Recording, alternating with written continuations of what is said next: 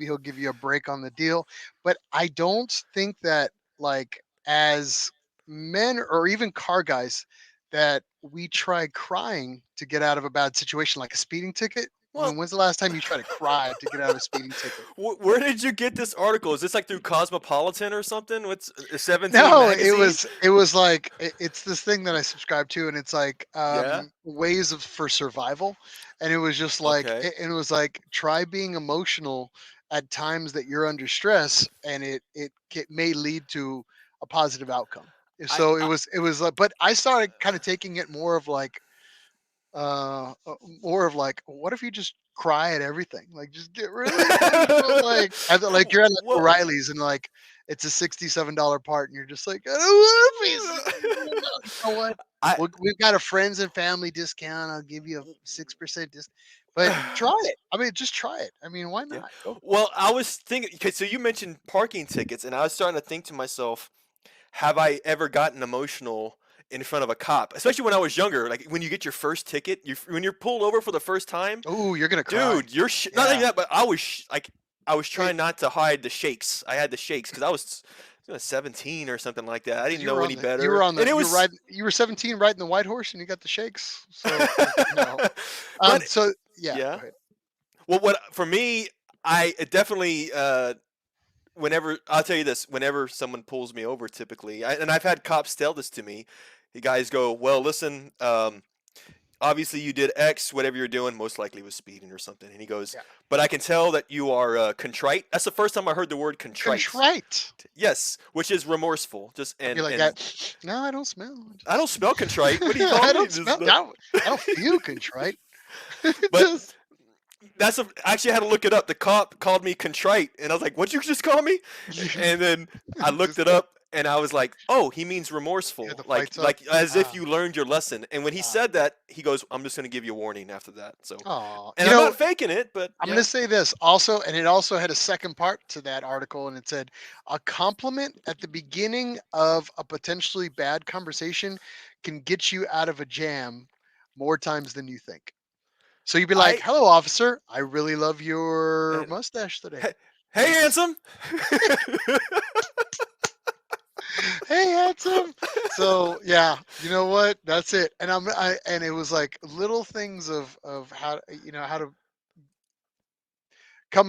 potentially lean towards a positive outcome in a situation. That's a cool article, Anyway, man. I'm glad you brought it up. Yeah. but by the way, your eyes look beautiful today. Oh, They just shut up. Shut. shut up. Might I say that that hat stitching looks rather nice, sir? It's just like. Well, welcome everybody to another episode of the Nissan Nerd Podcast. Obviously, we're just shooting the breeze like we always do before we get started here. Um, we are on episode number 649. That's not right. Nah. Episode 62. 62s. Good job. All Yeah. right. So, episode number 62. Let's go ahead and get this party started. Mike, tell them what we're doing in this episode of the Nissan Nerd Podcast. Very cool. All right, guys. Again, thanks for being here on the Nissan Nerd Podcast. In this episode, we learned that Nissan is investing $250 million into its Tennessee plant for the production of EV motors. Also, we discovered that Nissan will be debuting an all-new EV sports car concept this upcoming week. That's hot off the press, so we're going to be talking about that. And then later on, we're going to be chatting with the organizers of the Nissan Challenge Race Series, Edgar Ferman and John Capati, regarding their racing series in Southern California. And you really need to know about this, guys, so stick with us.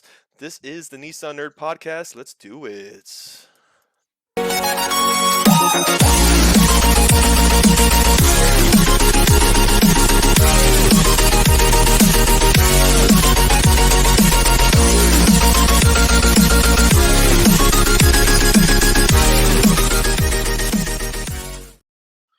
Mm, you caught Yeah. me. You caught me sneaking a little cough syrup. You, you're doing that before the conpi, man? How dare you? I did. I did. My apologies. Yeah, had to get a little taste in to wet the whistle. Woo woo. Anyway, but yeah, yeah. So again, thanks to everybody for joining us as usual and coming on with us. Mike, I feel like you and I've been hanging out a little more often than what we normally do. I know as of I recently, we've been kind of messing around with a couple things here and there, and getting a lot of car work done together, and hanging out just in general. I think the other night yes, we went to go see Louis C.K. and then we who did. was actually passing through San Antonio. So I figured, me and Mike went out and just jumped on some scooters downtown and got in trouble. We And did. that was on a personal note. We had some fun with that. And yeah, and we were working on your car here recently, and I'll give you a minute to That's. talk about that. But I guess also we've been just kind of hanging out as of late. And most recently, I guess you Hmm. took me to Lucy K for my birthday. So I I did. I did. I hope you enjoyed it. By the way, yeah, you told me, and it was good. I don't know. Again, like you said, we went downtown, ran on some birds, went and saw the show. And for anybody who's a fan of that particular comedian, all new jokes. Had a good time. I know I did. You said you had a good time, right? So I yeah, I had mean, were you? actually a great Yeah. time. Everything. Now this is pre-birthday, right? So I'm like, all right, Yes. cool. And then all of a sudden, like, my birthday is yesterday, so Hmm. everything's moving in the right direction, and I get a late envelope in the mail, and it happens to be jury summons, and I'm like, bro, how are you going to hit somebody with a jury Yeah. summons on their birthday? I mean, there's not. I mean, come on. Uh, It's like, s- so did you get the letter on your birthday, or yeah, was the jury for on your? Was the jury like a meeting where I you had to got it the drive day down? before, and then Uh huh. the day before my birthday, which was the 24th, and then the next day Okay. it's due. What? So legally, One. I shouldn't even be here right now. I should be. There's probably popos all surrounding my house. The, That's it. They're about to t- take me down. So if it does happen, I just want to let you know. in Just advance. FYI. In Uh, advance. It's because I'm doing the jury duty dirty. Yeah, that's what it is. So wow. Well, I mean, to give you such late notice or whatever happened with the mailing system, obviously it's you got to they don't give you they got to care. give you They don't more care, notice Mike. than that, man. That's it. That's it. They don't care. That's it. I'm going down. I'm doing 10 to 20. That's it. That's it. For dodging a ditch. I still think you need to address it at some point. But yeah, That's yeah, it. yeah. It says 10 to 20 or $100 fine. So it's either a $100 fine or I'm doing 10 years to 20 10 years. years, 20 years, Hard time. That's it. or just Yeah. $100. Yeah, Or $100. I mean, whichever. If you don't got $100, that's a pretty sad out. that's Anyway, that's a. so that was it was funny. It was just like, who the hell's gonna go to jury duty on their birthday? I mean, come on now. So I think I'll yeah, figure it out. Hopefully, I won't be behind bars next time we have you on the podcast. If so, I'll let you know what prison's like. that'd be a good episode. Keep in touch, guys. Yeah, next So episode. now, speaking of us spending time together. Now, recently we worked a lot on your right-hand drive Z32 that you recently acquired last year. Yeah, But yeah. we sh- we sure did. So Miles, I know we've been talking about this because this particular Z that we're my Z here, we've got a lot of plans for it for this summer, heading out to the West Coast, and it's cruising, going out to ZCon. Well, as I've mentioned many times in the past, we got to replace this motor. We had to have a spun rod bearing, Yeah, and so needed to finally go. took the time. A week and a half ago to go ahead and pull that engine out, and of course, Miles, I'll share my screen on this. I Yeah, shared it on the we personal got that good Instagram and Facebook. compression. We found you a good compression engine, and we Hmm. ran all the leak downs, and it actually came out pretty good. So this is just you, for all you guys out there that think we just run a podcast. Believe it or not, we're if we're not doing this, we're usually cutting knuckles on something, and usually it's Z32 Yeah, because of the cramped compartment, or a Datsun 620, or whatever we're messing with, or anything VQ usually. So absolutely, man. So we honestly, it was rather seamless. I know I had done some work the night before, preparing for the engine pool, but by the time you came over, and then our good friend Kenny came over to help us out with the engine mm, pool, yep. I would say how long would you say? How much time? What, 4 hours? I mean, that was us taking our time. Yeah, we took our sweet time. I mean, I usually knock out a pull in like 3.5 hours for Z32. Okay. We got it down to a science at this point, but I mean, we really took our time, bagged, labeled everything. and there we are, just about to pull that sucker out. So we pull it Eh, with the trans. Some people don't. I mean, I feel like we have it down to a science already with pulling it as a complete. So, well, but I think so too. But I also what I think what really helped make our engine pull feel so seamless is because well, it wasn't the first time. We only pulled it out 2 years ago. The first time when we were refreshing the motor, I it don't was know. great. And then sure enough, I again, don't even. I gotta learn to not I don't run know the how many piss out of pulls these we both motors have here. under our belts, but it's a lot. I So tried that's all I'm counting gonna say. this last week. I'll be honest with you. It's at 10 to 12 minimum. For you? For Z32, yeah, yeah. Oh, I was nice. doing the Yeah, count. 5 of them on my those are own. rookie numbers. You got So, to pump those up. yeah. Of Some course, we people did get that the reference, but yeah. Got to up those numbers, rookie. Yeah, I got up exactly. those numbers. Those are rookie numbers. We did Anyway, the obligatory picture inside the engine bay. you got Every to do time we do an one. engine pull, we've always done an engine bay Something. Yeah. picture. Yeah, that's not. Anyway, but Yes, yes, yes, yeah, yes. no, and then we power washed it, and I'll get around to laying some paint on it, and we'll go from there. It's So, not just a simple engine swap. We're painting the engine bay. We're doing a lot of other things. yeah. So Yes. I'm gonna make you prep everything, and then I'll come by and have the glorious job of just running over my beautiful paint guns, and then we'll lay it Uh, down and look pretty in good. in other So. words, business as usual. Business as usual. Yeah, it's true. Again, thanks to everybody for being on with us here tonight. Anything you would like to comment about through the show, please write in our comment sections. We'll share some of our comments throughout the show, some of your comments throughout the show. And let's. I did want to give a little. I guess shout out to everybody on with us here tonight. Quite a bit, actually. We Kudos to do. everybody Thanks for on the with us. interaction. We're looking really good, Chris really strong this morning. Pata, JS, Brian Vella, Haley on with us tonight again. We got to get you on the show one of these nights, Haley. Mr. John Hood, the legend himself, Up Rev Yeah, King, on with us tonight. Charles Parks, Mr. Power Tricks International, on with us there you tonight. go. All right. And then JLE's on with us tonight. Kelsey, geez, that's a lot. Tony, There Marianne. he is. All right.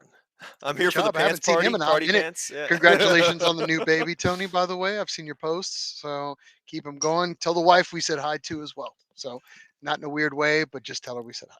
We love you guys. Hope you guys are doing great as a family.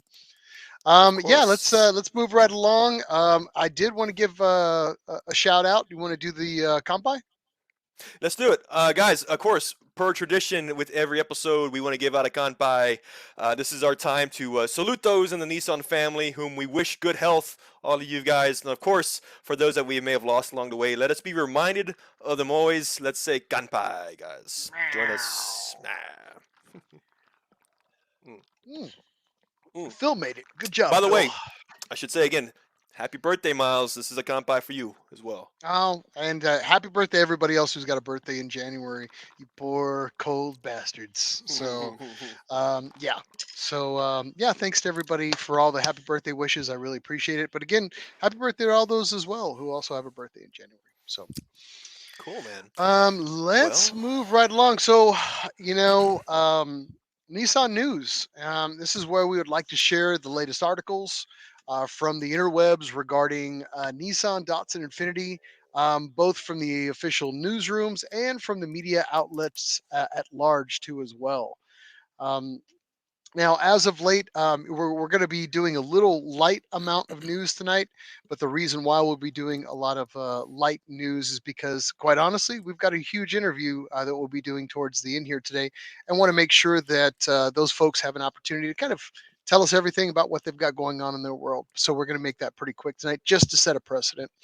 Now, Nissan is set to invest $250 million in the U.S. plant that makes Leaf E motors. Now, this is a new article that's come out, and I'm going to read this to you, but I am going to do a little backpedal here in just a moment. Now, for those that don't know, Nissan Motor Company CEO Makoto Uchida has announced a $250 million investment in the company's U.S. powertrain plant in Deckard, Tennessee, not Dickshard, Deckard, Tennessee, to support the electrification to the lineup.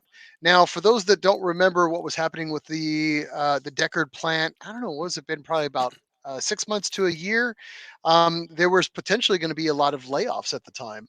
And that was because Nissan was producing a Mercedes engine for some time, and the contract had ended. So they were potentially going to be looking at some layoffs. Nissan found an opportunity to not have to pursue those layoffs. And went ahead and started looking into retooling, and then of course developing that plant for this opportunity for producing the electrification engines. Just to do a little backpedal. Hmm. Now, the Deckard investment boosts Nissan's new commitments to U.S. electrification to $750 million after last year's announcement of a $500 million investment to retool its Canton, Mississippi assembly plants to build two all-electric sedans. So again, I mean, this looks like it's going to be the future. Yeah. So, I Oh, go ahead. Oh no, I think you're making a great point. The Decker plant, from what best I've known, has been a power plant, engine building facility, moving into e-motor engine building, and then also how you mentioned the EV build of two Mhm. sedans in Mississippi. Yeah, Yeah. now Nissan currently makes about 1.4 million internal combustion engines a year at its Tennessee facility, as well as electric motors for the Leaf currently. Now, that's usually most of that's going to be going through Smyrna. Now, it is reasonable to assume the new $250 million investment will expand e motor output in the Deckard plant. Now, there is Okay. something here that I did want to read verbatim. The Nissan boss acknowledged that the global market for EVs is expanding faster than the company expected. In November of 2021, the Nissan forecast that half of its global sales will be electrified by the fiscal year ending in March 31st of 2031, with some 40% of its US volume to come from EVs. Wow. Now, I mean that's a lot. It's kind of Yeah. crazy. Well, that's a The quite a forecast. Yeah. Yeah. Yeah, I mean we're just kind of seeing that being the future. I mean it is distant future, but again, it is foreseeable. With all manufacturers at this point, where you see companies like Mercedes have just stopped combustion engine development also whatsoever. There's no more Well, funds that are being put into the it's development for new combustion engines in some manufacturers. in some, because I have seen it's been a mixed bag. For example, there was I think Chevrolet has not only have they devoted, like in the recent news articles, like 35 million into EV. Meanwhile, they invested 800 million into internal combustion, which is kind of crazy to think about too. But Well, granted, also yeah, that there's still a there's still a huge market for the engines themselves, not necessarily them going into vehicles, but there is still a purchasable crate motor. product that is a crate motor, if you will, that's for sale. I feel like these Nissan Leafs, and you can see behind me, these are just like swaps that are now being done, where people are taking the Leaf motors, redoing these battery packs, and then basically Yes, just putting the engine back out, and it is a ridiculously popular power plant swap it is. nowadays. So We it's the fact that there's more Leaf engines that are out there, and they're really cost effective. I've been pricing them on OKQ and other markets, Yes, and insurance I mean it's salvage type just of as place. it's the cost is actually a lot more cost effective than say like hunting for SR20s or hunting for some of the sixes. It's getting to that point where it's just like, wow, It this is you make potentially up a going good to be a cost effective swap. You bring up a good point though too, because as you said, yeah, the Leaf has been out for over 10 years, and so to get one added an insurance salvage, maybe it's something that was where the powertrain's still salvageable, but maybe not the chassis. You can get a very affordable swap, and you kind of have to. I wouldn't say redefine, but you're kind of doing a swap for different reasons. At least for guys like us, we do an engine swap because we want more power, something of that nature. But when we look Yeah. at an EV swap, it's kind of coming from this new wave of practicality or innovation. People love to retrofit things, so this is a great way to retrofit. If you remember, we saw a really cool build at SEMA, I believe it was, of that Sunny pickup with an EV motor. I think that's where is that where that picture's coming from? No, this Something was like that. actually from a different platform that they utilize. But what you're talking about is this guy behind me. So Yes. yeah. That one. That was a Hmm. Leaf powered, and by the way, stock power levels from the Leaf that are in that truck, which by the way were twice the horsepower and three times the torque. So I know it's crazy. coincidentally, you get more It power. flies. From It what I've flies. been told, it flies. So I mean, it is what it is. A few last things I wanted to comment here. Uchida went on to say that he's added that more investment is to come in the U.S. under Nissan's previous announced plan to spend 15.58 billion with a B on electrification Billion. worldwide from now through 2026. The car maker is expected to announce a revised US electrification target on March 21st, 2024, which makes sense because Nissan's budget is usually around March and April when it knows what it's going to do. The executive said that Nissan's US plan will center around pure EVs rather than any e power hybrid offsets, which aren't as well suited for the high speed, long distance driving conditions in the United States. So, wow. So we ain't Interesting messing with article. no suckers. We're trying to make the good stuff. So yeah, I mean that's it. That's But that's awesome, man. Well, I mean, hey, again, it is a sign of the times, but again, we're not holding. I mean, we are still holdouts for internal combustion engines. By the way, we've got some really good comments online. Of course, John Hood was one that does say, "It's okay. I've only dedicated my entire life to internal combustion engines." he goes, "What am I gonna do now? I'm 40 Yeah. and all I know is internal combustion engines." It's like you gotta adapt, bro. Adapt. Let me see here. Phil Uh, said, "Sad but true." Yeah, it could be. mhm. Mhm. Let's see here. And Jamie is asking about the super matchy match shirts. Yeah, for our guest that we'll be having Noticed. on here in just a little bit. But thank you for noticing. And yes, we will. We wear a lot of matching things that I don't want to talk about on the show, on live TV, on live podcast. So we'll move on. Now, Mike, you Yes. actually wanted Yes. to talk a little bit about EVs as well. Now, Nissan has an announcement that we just got a little while ago, like hours ago, right? Yes, this article that I want to share with you guys is literally less than 24 hours old. And by the way, I should say this is not an EV podcast. This is indeed a Nissan podcast. It seems like, of course, the news that we see lately is obviously E related, but Yeah. you know what? We need to balance it out. Maybe if we can, but we're just trying to be as How about you unbiased as just pump through possible. this article and we'll suck it up and that's the way it is. But normally we're pretty combustion and racing and all motor around here. But I'll tell you what, today it's just we've got a lot of EV news, which is what's coming down the pipeline. So suck it up, Buttercups. We'll try to run through it pretty fast. So go ahead. Nice, nice, nice. All right, well, let's go ahead and get into this article here, guys. I'm going to share my screen for those that are watching with us. Uh, Nissan is to show its what they call max out EV sports car concepts later in next week. This article comes from Inside EVs. It also includes a link, which we'll include in our show notes, an accommodating live stream link through the Nissan channel for the reveal, which will happen again middle of next week.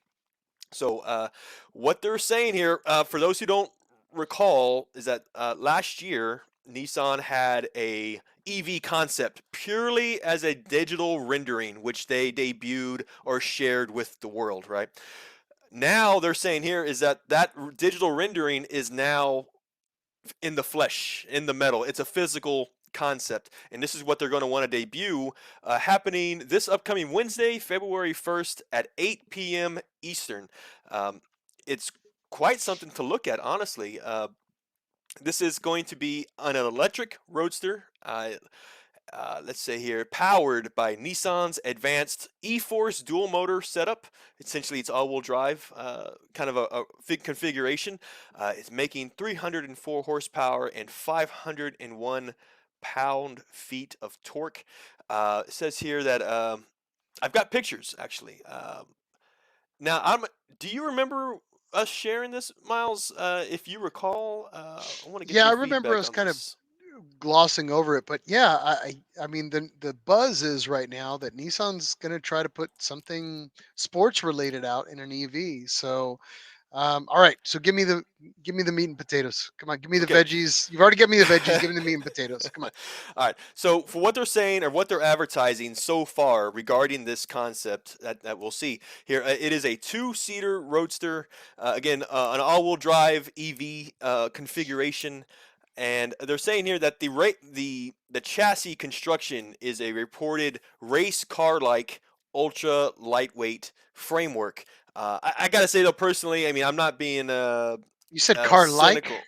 Come on, Race car like, and race I'm not car trying to be like. cynical with you, Yeah. but I when they always okay, so the reason why I say that is because when they someone says ultralight construction race car like most concepts are, but when you actually get to the production version, it's not always it's all cardboard the and same fiberglass until situation. it's a real fact. Titanium and carbon, yeah, yeah, and it's gonna come back, But I yeah, mean, we not the shouldn't. same. Yeah, but again, so when is this release supposed to happen? Well, again, this upcoming Wednesday at 8 p.m. This live stream debut through Facebook, and I believe it's going to be debuted, in person at the I would imagine the Nissan Japan headquarters, something like that as a debut, similar to what Nissan's been doing in the past. Of course, they have an exhibit somewhere, typically in Japan, and then meanwhile the YouTube channel is streaming live to the world. Okay, all right. Two-seater roadster. I wanted kind of. I was looking at this thing and I was trying to just get a feeling from it. What is it? Again, what does it look like to me? To me, this looks like an EV S2000. You Uh, know what this reminds me of? what's And that? I don't know, people might remember this movie, and I'm going to date myself. There was a movie with Charlie Sheen called The Wraith. And if you look at the Ooh, back tail of it, I mean, it's missing the wing, and Dodge put that vehicle out, but it kind of reminds me of that. It's obviously the roof's chopped off this sucker, but I don't know. It kind of reminds me of that if you put a top on it, like, and blacked it all and murdered it out all black. But I don't know. Of course, that vehicle is a little more straight, but I'm just saying some of the front end of it. But it kind of has that Challenger-esque concept from a like a Dodge, you might say that maybe I could see where short, you're going wide with that. nose. So What I thought was is that Nissan did not make a two-door, uh, two-seater roadster. Again, reminding me of like an S2000 phase. Like if Nissan made an S2000 within the last 20 years, this might be a variation, obviously, and this might as be long Nissan's chance to As do long as it. they design it as a convertible from the beginning, then you won't have structural integrity issues. Like, you build an S2000, that's the beauty of that car. That vehicle was built initially as a convertible. As a When you convertible. take a car and you chop off the roof, you're just adding 2 or 300 pounds to this vehicle just to get some kind of rigidity back into it because you just have that deflection. It's crazy. I have these old like VHS tapes. It talks about like the 300ZX and the 240SX and how like after they chopped off the roofs, they showed the deflection in the chassis, and it was like it was Again, nuts. Anyway, coming as a convertible first. Yeah, it wasn't an come as a afterthought. convertible first. Don't do It, it as an afterthought, and you got me. You got me interested. So yeah, it's yeah, pretty cool. I did. Go ahead. Yeah. I did want to share one more important detail that was mentioned in this article. It was said here that Nissan may wait, although we're seeing this concept now, Nissan may wait to produce this concept until its solid state batteries become viable. Yeah. And based on our previous articles that we've covered, solid state batteries from Nissan won't enter production any earlier than 2028. So we're about Oh five wow. years out. Oh Yeah, man, twenty-twenty-eight. I thought it was like 3 years out. Man, yeah, damn. Wishful thinking. Yeah, yeah. Well, they're working on let's say the R&D phase, not only for the battery but for the production of the battery. There's a Well, lot of it's the R&D world that's we going live in into right that. now with everybody, all EV manufacturers from the top down are all feeling the bite on that. Yep. So, And let's take some notes. I did want to kind of say something that so Haley said, me watching IMSA all week, waiting on Nismo to feature a race car one day, maybe mm, soon. Man. John Hood said, not as pretty as the convertible Murano. yeah, I think it's sarcasm, or obviously that's funny because if you've seen a convertible Murano or the Cabriolet Murano, it's It's hideous, man. It's going to be one of those hipster cars in 20 years, if not, if it isn't already, because of how It's a rare. cabriolet. All It's right. it's not So, it's not sold. It's rare because nobody bought them. That's the oh, thing. okay. Bird said NMCC for the win. Okay. All right. Mhm. Sean reminds me of those wood shoes they sell in the Netherlands. Oof. The Rough. clogs, or no, I don't know. Yeah, that's what I think they're called. Let me see Mm. here. And John again. Someone said they thought the new RZ34 has that giant dinner plate gas door because Nissan might have considered an EV drivetrain. That is false. I think it's because it was on the original train of the 370, and then they had to re alternate that quarter. I don't know. That's my thought, but we'll fight about it one day when I see you, John, and we'll talk about it more. So, and it would make sense for a charging port. I kind of think that too, but I don't think Well, they're yeah. ahead on the Z's just yet. I think they're. I I I remember. feel like this new Z is going to come out version one, version two, and then after that, I think you might be in the talking talking that game a little bit later. That might be right. Yeah, So from what you were talking about, that the location and size of the new Z gas cap cover, I remember hearing about that, saying about the original. They had to match. The designers had to meet the same geometry correct, of the filler or the quarter tank neck and everything with the new exterior. without changing the inner quarter sheet metal. It actually that's how Yeah, it been, and it does that's look the way I quite say because comical, though. I Yeah. looked up when we saw it finally. Let me see here. Yes. John, last one said, I also heard it was necessary because of the fender bulge. Well, sometimes you have to shift Mm. around things for a good bulge, but it is the state of Nissan. Jesus, So, Miles. anything else that you need to kind of comment on this one? Um, the last thing I had here regarding the solid state battery, though, like I said, production of that solid state battery wouldn't be any earlier than 2028, according to reports. Uh, we've covered the solid state battery, by the way, and relating to the sports car. So when I think of solid state battery and sports car, I think this battery better have some benefits, much less. I'm thinking lighter weight because we all know that EV batteries are just super heavy.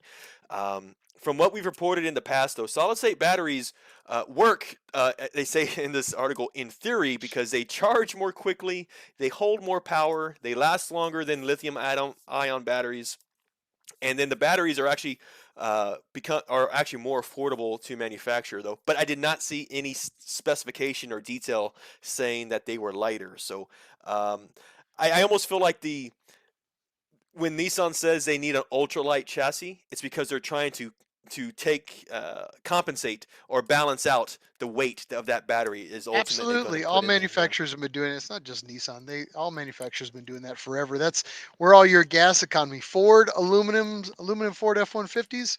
Where do you think your gas economy came from? The fact that you changed the aluminum and then all of a sudden you get an impact in this thing and it opens up like a can opener and you're just like, where the hell did all the structural rigidity go in this vehicle? It's because you switch panels to tin cans. That's the way it goes. Moving along. So that's going to complete our news aspect here, and we're going to Yes. dive a little bit into motorsports. Whew. Motorsports is a segment where we look into Nissan's current racing portfolio, entries, and really how they're doing overall. Now, obviously, the big budget with Nissan right now. And the series that's going on right now is actually Formula E. Mike, you always cover Formula E. Tell us what's going on in that world right now. Well, a lot of good news that I want to share with you, or so I should say, exciting news happening with the Nissan team and the start of the 2023 season of Formula E. But before I do that, I gotta share with you guys a let's just call it a curveball. It might be a little rough to explain, but for the sake of giving you guys the news, I think it's important to share this. This is regarding into Formula E. Now, in the past, we talked about Formula E and the changes that they've made to the series, the format of the series, which honestly, a lot of the changes they've made in here in the last year, I've applauded because it makes Formula E more of a traditional race format. We talk about pit strategies, racing on number of laps instead of number of minutes. It's I use Formula One as a benchmark just for my reference, So, in my opinion, the Formula E was becoming more common to me because it was kind of getting closer to mirroring what Formula One is. However, with this one recent change that Formula E has made with its qualifying sessions, it totally reverses that. So just when we thought things were getting better, generally overall they still are. But the the new qualifying stage for Formula E is it's new and it's confusing. But I'm going to try my best to explain it to you guys as quickly as possible. What they're saying here, though, is that the qualifying stage of Formula E is changing. It is a two-stage format, the qualifying. The first format, and I'm going to run this video in the background. This might actually help you guys as Help well. confuse you guys. That's fine. Yeah, help confuse you guys. Again, in the first half of qualifying, drivers are split into two groups. Those two groups are sorted by the driver's ranking in the points championship. The odd ranking numbers are in Group A, and then the even ranking drivers are in Group B. For this first half of the qualifying session, the drivers are given about 400 horses power to the wheels, and they go out and have what you consider a traditional qualifying session. From that traditional qualifying session, from each group, Formula E stewards and judges, they pick the top four from each group. And it's at that point that you get into the second stage. And this is the newer part of this qualifying is they set up what's called duels, where it then becomes a top eight tournament bracket tournaments in this case. So at Oh, this so point, you have drivers going heads up against each other, like one on ones, like I don't Mhm. know, shit, like X Games, like when they're running it like that. Is that what's going down Yes. here? Well, and I see what they're trying to do. I mean, it does bring a new level A of rivalry. of rivalry, entertainment for those who are watching. It kind of, in my opinion, just trying to stage these duels actually makes qualifying last longer because, uh, at least Yeah, using I can F1 as see a that. basis, qualifying is Well, typically about a 1 hour Chris Guzman tournament. actually chimed in and he goes, "Yeah, it sounds like a drift event." I was like, honestly, I Yeah. mean, yeah, I mean that's how it's like. It sounds like that. Well, I wouldn't say rally stage because that's not right, but yeah, I would say he's probably hitting it head on the nail on the head. Yeah. So Yeah. So again, getting into what they call the duels, that is that bracket tournaments. You have your quarterfinals, your semifinals, and then the top two go into the final, and the winner who gets P1 essentially gets 3 championship points to add to uh, to their ranking. There was no mention of points for second or third. It's mainly, from what I can tell here through this article here, though, it was yeah, just first place that gets the points. So I if bet. I hadn't confused you enough, let's go ahead and get into round one. And Nissan's performance into round one of Formula E. Okay, All right, come so on, give it me an update. started in Let's go. Mexico City. Yes, yes, yes. Uh, the round one of the 2023 season was in Mexico City. We have Nissan's two new drivers. You had Sasha Fenestras and Norman Nato. Um, in the qualifying phase, Sasha qualified fourth. It got him into the duels, and he ended up qualifying eighth. He lost out in the quarterfinals. Ultimately, puts him as P6, starting the race in I'm sorry, he qualified in eighth, and then for the race he finished in 15th. Overall, didn't bring any points. Norminato did not make it into duels, so he started in 20th position and unfortunately had a forced incident on the first lap, had to retire. No points for Nissan as a constructor here in the first round Well, of crap. Formula E. All right. I know, exactly, exactly. Now, by the way, though, I should say this: the next races, next rounds, round two and round three, are coming up this upcoming weekend. Nissan will be in Diriyah, Saudi Arabia, this January 27th and 28th. It's going to be a night race. And it is pretty fun to watch, honestly. If you are the best way for you guys to watch it in the U.S. is through DirecTV. So if you have DirecTV, check your listings and find out the best time to watch this thing. Otherwise, you're going to have to go to YouTube and and watch the recaps. Honestly, it's still kind of hard to watch Formula E. It's not as convenient or easy to watch to access, I should say. Yeah, it is what it is. So, well, that sounds like fun. So, Mm. yeah, let's talk a little bit about Super GD. Speaking of pain in the way to watch something, let's talk about Super GT. Now, Super GT has signed a contract with a limited supplier, so now you have to really kind of buy their subscription. We Mm. wait until the day afterwards, and we give you all the information. We give you the quick version of as this is going to go down here in 2023. But let's talk about the dates that are upcoming.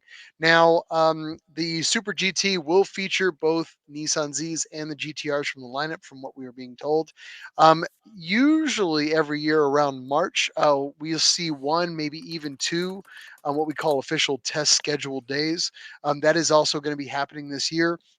Your 2 days will be at the featured tracks of Okayama International and Fuji Speedway. So those two tracks will have two test days right before the season kicks off for 2023, and then we will be going right into April. So April 15th and April 16th is round one of 2023 Super GT, and that will be at Okayama.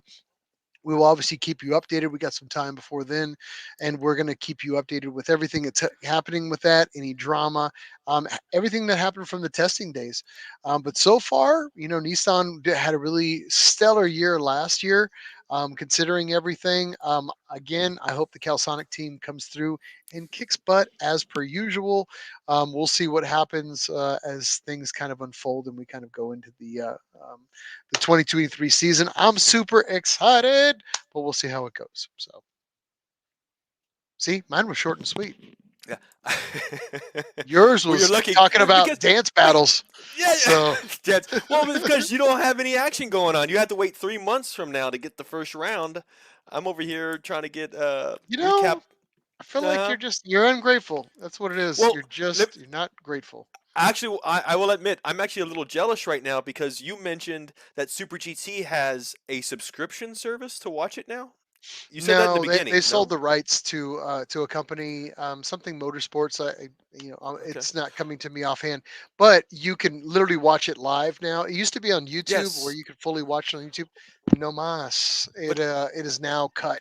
They'll give you the recap after 24 hours for free on YouTube, but you mhm. got to wait a full 24 hours. So watching it on Saturday and Sunday, you might have just wait till Sunday or Monday to watch it. So What still I still think that's pretty nice, honestly. The fact that you can just do a subscription service. Meanwhile, for me in watching Formula E, I'm not going to get direct TV. I mean, it's not an online. Well, I don't think I can get it online well, without having some sort of package. you've been stealing cable for 15 years. So why would you get DirecTV now? I So told you that in confidence. You're going to put me on blast now.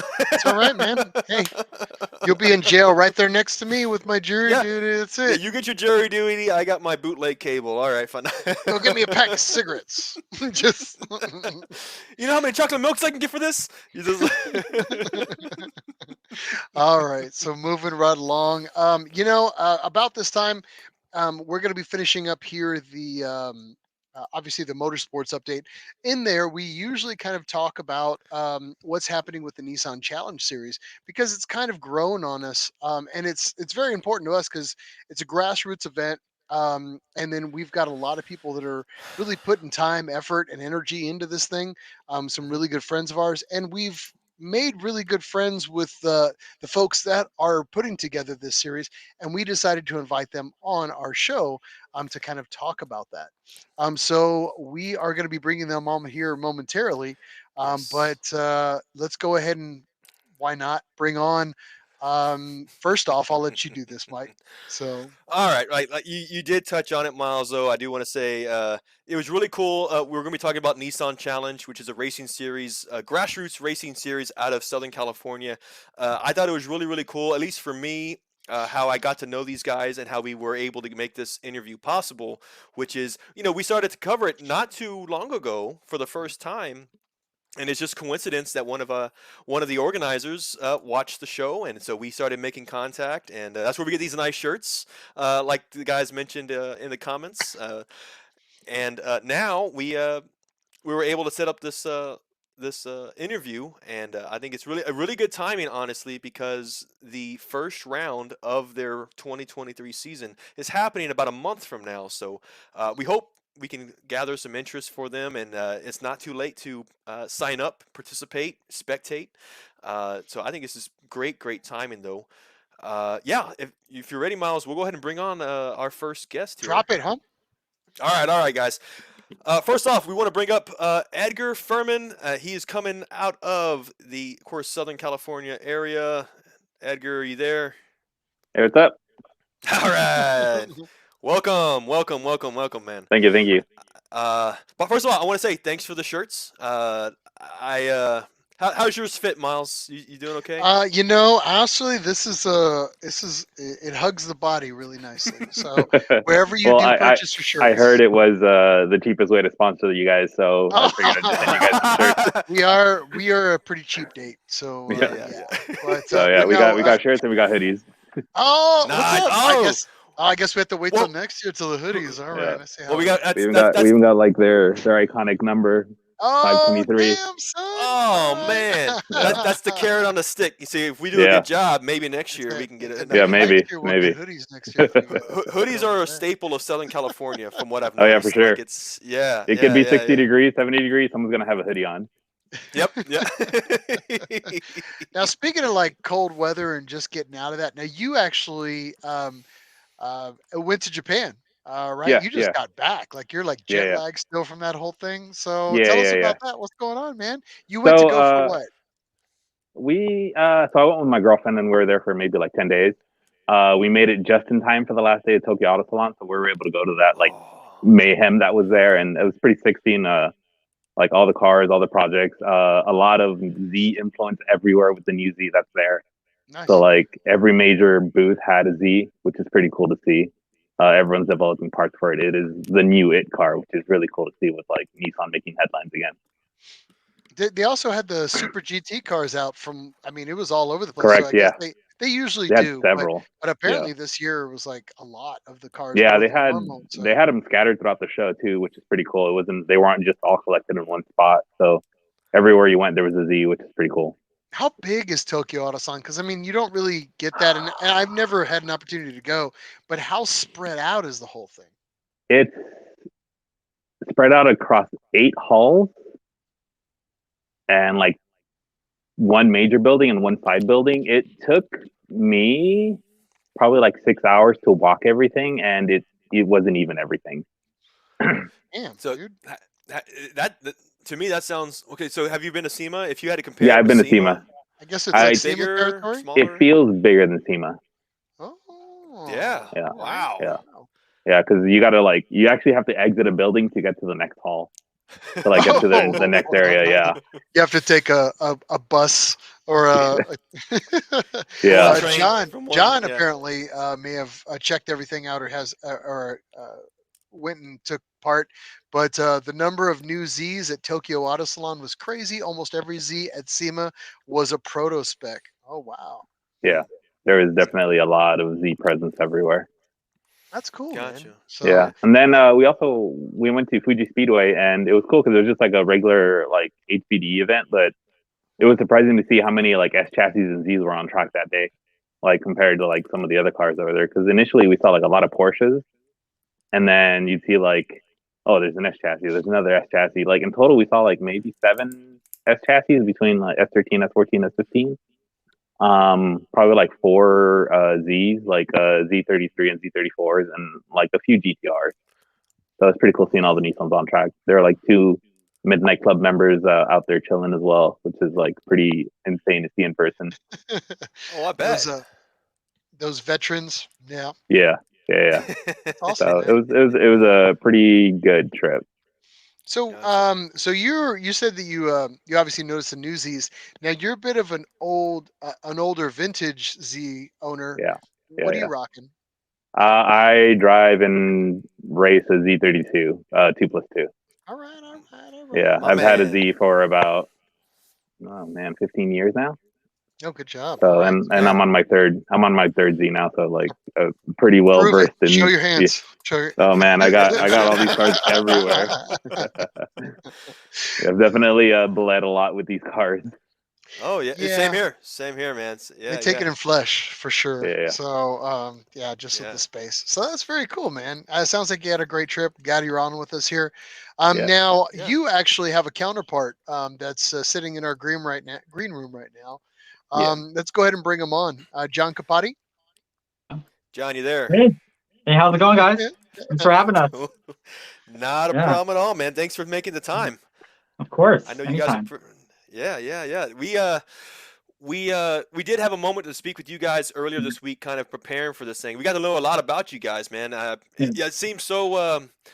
Y- it was so easy to talk with you like right off the bat because I mean, first of all, we got something we're always talking about. Nissan is just yeah, a common thread, but um, y- I think we were talking about how you and Edgar met and then started to kind of gain this series and form it though. How did you guys? Y'all want to share? yeah. You Well, guys, yeah. so got into like cars, and like my first car that I started fixing up was like a 240 SX. Moved to like Orange County, and I didn't know anybody at the time, so like try to start a little 240 meet. So that took some energy to get started, and then eventually that's how I met Edgar. Edgar was like the crazy guy that was like doing all the canyon runs. That also was like, wow, man, you go to the canyons? That was pretty crazy. So started hanging out, had like a Wednesday meet that like been going on for like a decade plus, Hmm. and then from there just hanging out doing cars. I think I took Edgar to buy his first Z32, so Yeah, yeah, that's probably like a Really? pretty funny. yeah. Yeah, Yeah, I drove him out ditched like work to in the middle of the night. go an Like hour away to look at a car, and Yeah. he's the one that drove yeah, me because my 240 had just been totaled, so I didn't have a yeah, car. So he gave me a ride to check this car out an hour Roofing it. away, Yeah. yeah, and yeah, Yeah. that was Yeah. the first Z I bought back in You, '07. oh yeah. 07. You can always count on friends to help you make financial mistakes. This Oh is yeah, for sure. Oh yeah, definitely, definitely. But yeah, that's how I met all like a lot of my Awesome. friends, like just starting that 240 meet. Wow, So, man. so you guys met, and then when did you come to the realization that, man, we need to put something together for an actual track day and start to develop something like that? Like, how did that start to develop, Mm, in its infancy? Yeah. How much time did it yeah. take from the time y'all guys started to, or first met to the Mm, ideas Was brewing, it I one of those you're guess? wrenching? It's like, you know what we should do? mm, We Light should bulb. make our own racing series. Oh, Well, something like that? What happened? actually, yeah, we all started kind of tracking together, like just as friends. We met our friend Steve, who owns Corner 3 Garage, and he was a 240 guy, original owner of a 95, and he was like, "Oh yeah, you guys should like go to the track." So he kind of got us into track, and kind of helped us through it. So it's pretty fun, just like all of us running together. And most of us were 240 guys. I think at one point we all had 240s, about a good handful. And we Hmm. were the only 240s running out there on track because most of the 240s were either drifting or it was kind of like when the scene was still new. So like 240s weren't really like picking up steam yet. Okay. So from there, like, we had some ideas like, hey, it'd be kind of cool, like, we could do this more often, like with more people. And then that kind of just like faded into the background for a couple of years. And then me and my old roommate Mike, he actually was working at Corner 3 Motorsports, and he was like, you know what, you should start a racing series. And I was like, that's a pretty good idea. And from there, we just kind of grinded and grinded. Edgar initially was, not only my friend, but like one of the competitors. Yeah, I used to Then compete in the series before. yeah. So then from there, Ah. like it became a one-man show at some point, and then Edgar came along. I was like, hey man, let me help out. Let's see what we could do. So from Yeah, there, so it we just have started a we growing. have a group of 4 guys. It's John, me, our buddy Kenny, and our other friend Vache. It's a kind of like a group of us 4 who kind of run the series, do the day-to-day stuff, and the day of the event as well. Yeah. Ah. You're the guild that puts The, it, yeah, Yeah, makes it happen. the So the yeah, Mount yeah, Mm. Rushmore of Nissan Challenge. There, you got the your Mount four. Rushmore, the Yeah. challenge Yeah. yeah, team. Yeah. yeah, Well, So there's been a lot of guys who really like have helped Nissan Challenge throughout the years. So definitely like there's been like more than just us 4 that kind of put it all sure, yeah, together. It's just been like a yeah. big group effort. yeah. It's Yeah. been a Yeah. massive group effort. So That's Yeah. let's cool. talk a little bit about that. So now this event has kind of developed, Mhm. let's talk a little bit Well, about what the description is. well, Now, well, Mike yeah, actually had a really good, us talking in the background. Mike kind of put together a description, and I mean, tell us. Mike had it, and I was like, I yeah, just want to make sure that that sounds true to what the event is. But yeah. What I was trying to do, and I was telling the guys earlier, is for those who aren't familiar with what Nissan Challenge is, I kind of wanted to come up with just a general paragraph, so you kind of, for those listening and watching with us, they understand what we're talking about here. So if that's cool with you guys, I'll go ahead and Yeah. give it the spiel here, which is uh, the Nissan Challenge is a grassroots racing series located in Southern California. It's organized by Nissan enthusiasts to provide accessible track day competition exclusively for cars manufactured by Nissan. Uh, you guys encourage drivers to, at any stage, to Mhm. attend, participate, and develop their driving skills. And overall, it's meant to for people to have fun, make Yeah. friends, and then build the local Nissan community. And Yeah. yeah, I figured that'd be just a nice preface for what you guys are about, anyway. Yeah. Definitely pretty on point. Yeah. It's about growing motorsports, like, getting guys out to the track, helping them out, and just making it really accessible. That's been the major goal. Making it accessible and, like, helping people grow within it. oh, all right. Yeah. Grow with it. That's a big one, yeah, for So sure. Yeah. let's talk about the early days, like the Mhm. salad days, if you will. So like Mhm. 2015. Um, let's see how.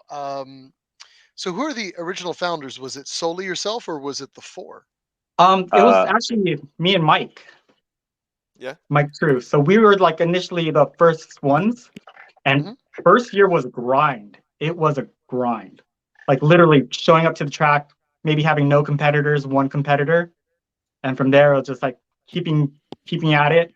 Kind of like digs at your soul, like trying to get guys out to the track and like not really having anyone show up, and then Ah, eventually like gain some momentum. Like once we got like it's more people on board. Like Edgar definitely like helped push it along, and now we yeah. just kind of like see the synergy going where we're getting a lot of drivers. It's very organic. Most of the drivers are like bringing in other people, and yeah, been going So from there. this is around what, like 2015. I mean, what was the car scene like around that time in South California? Mm, car scene was like really there was like a lot of like drifting was starting to pick up. It was just a lot of like car meets and car shows. Okay. There wasn't really like a motorsport present for Nissans. If there was, they were kind of just like speckled around. But seeing like when Time Attack was like, really starting to build up, like for the Nissans, there wasn't really much representation. So Okay. yeah, Yeah. yeah. you'd have Redline. The Redline was the biggest thing back then, and you would S- notice that not many Red line Nissans were time really attack. part. Yeah, Yeah. correct. And we Uh, noticed that, like, not too many Nissans were participating, and this is before I got involved with the series. It was when I was looking to compete and drive. Um, these guys made a home for the Nissan enthusiasts to kind of cultivate Nissan drivers and Nissan cars so that they could be more I guess Competitive. yeah, more competitive and also more desired. Because Yeah. most of the time, like you say, oh, I'm gonna go race. Like most people didn't say like, oh, okay, I'm gonna take my Z. Like it'd be like Yeah. S2000, be Civic Integra or something like that. Yeah. mm, So it wasn't everyone's first choice to go race a Z, and it was something that John and Mike early on wanted to cultivate. Like, oh, let's change people's minds about the S chassis. It's not just a drift car. If you put your work into it and all that, you can make it a very very competitive grip car. you bring up two things, and it makes me think about that too. One is you mentioned, of course, yeah, the idea of 240SX and track car. By and large, the 240Z. I think you mentioned it, where a lot of people consider it as solely just a drift car, and that's not true. Yeah. From what you're saying, and they make quite good track cars. It sounds like, right? Yeah. Um, the other Yeah, I thing mean is, the Hankook S15 used to have the track record of one of the local tracks, yeah, yeah, and that's like the epitome of S chassis, and it held it for like a good amount of time. I mean, the yeah. platform itself. I mean, we're talking S chassis. I mean, it's lightweight, it's spirited, it's torquey. I mean, for the most Yeah. part, I mean, you got everything that it handles like it's on rails for the most part with minimal adjustment. I mean, Yeah. it's a little rocket in a box. Yeah. It's in my opinion, Yeah. and I owned one for a hot minute, and it impressed me for what it was. So Yeah, I think S chassis kind of have that high ceiling that they can get to, like compared to a lot of the Nissan chassis. So it's just that, in America, we really haven't got there yet with the S chassis. well, Yeah. for the price tag on them nowadays, you may not. It might not happen. It Just- might not happen. There was a point where, initially, like, one of the committees like that we had for rules, that there were a bunch of Z drivers. Yeah. And when we were trying to like make rules for the 240, they were just like kind of laughing it off. It's like, oh, we don't have to worry about 240s. Give them whatever they want. And then once we started kind of like, taking one out, like with the stock KA, they started asking like, hey man, how do I get a 240? Like, where can I pick one up? Like, how do I buy one? And then eventually it was just like, why are they so expensive? And I was like, yeah. So, Yeah.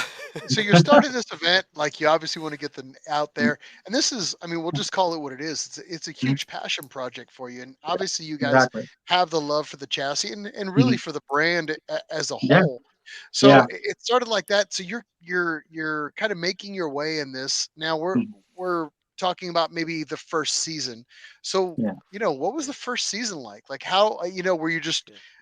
just get it started and then let's just make it to the end and let's make something from it. So Yeah. talk a little bit about that first season. So first season, we kind of tied on with some track organizers, and it was just kind of like, hey man, like we want to start like a Nissan Challenge series. So we kind of put like a rough rule set out there, Mhm. and we just started like kind of like listing out certain events that we were planning to do, and then from there we just went to each event, and then just kind of like picked up guys that were there.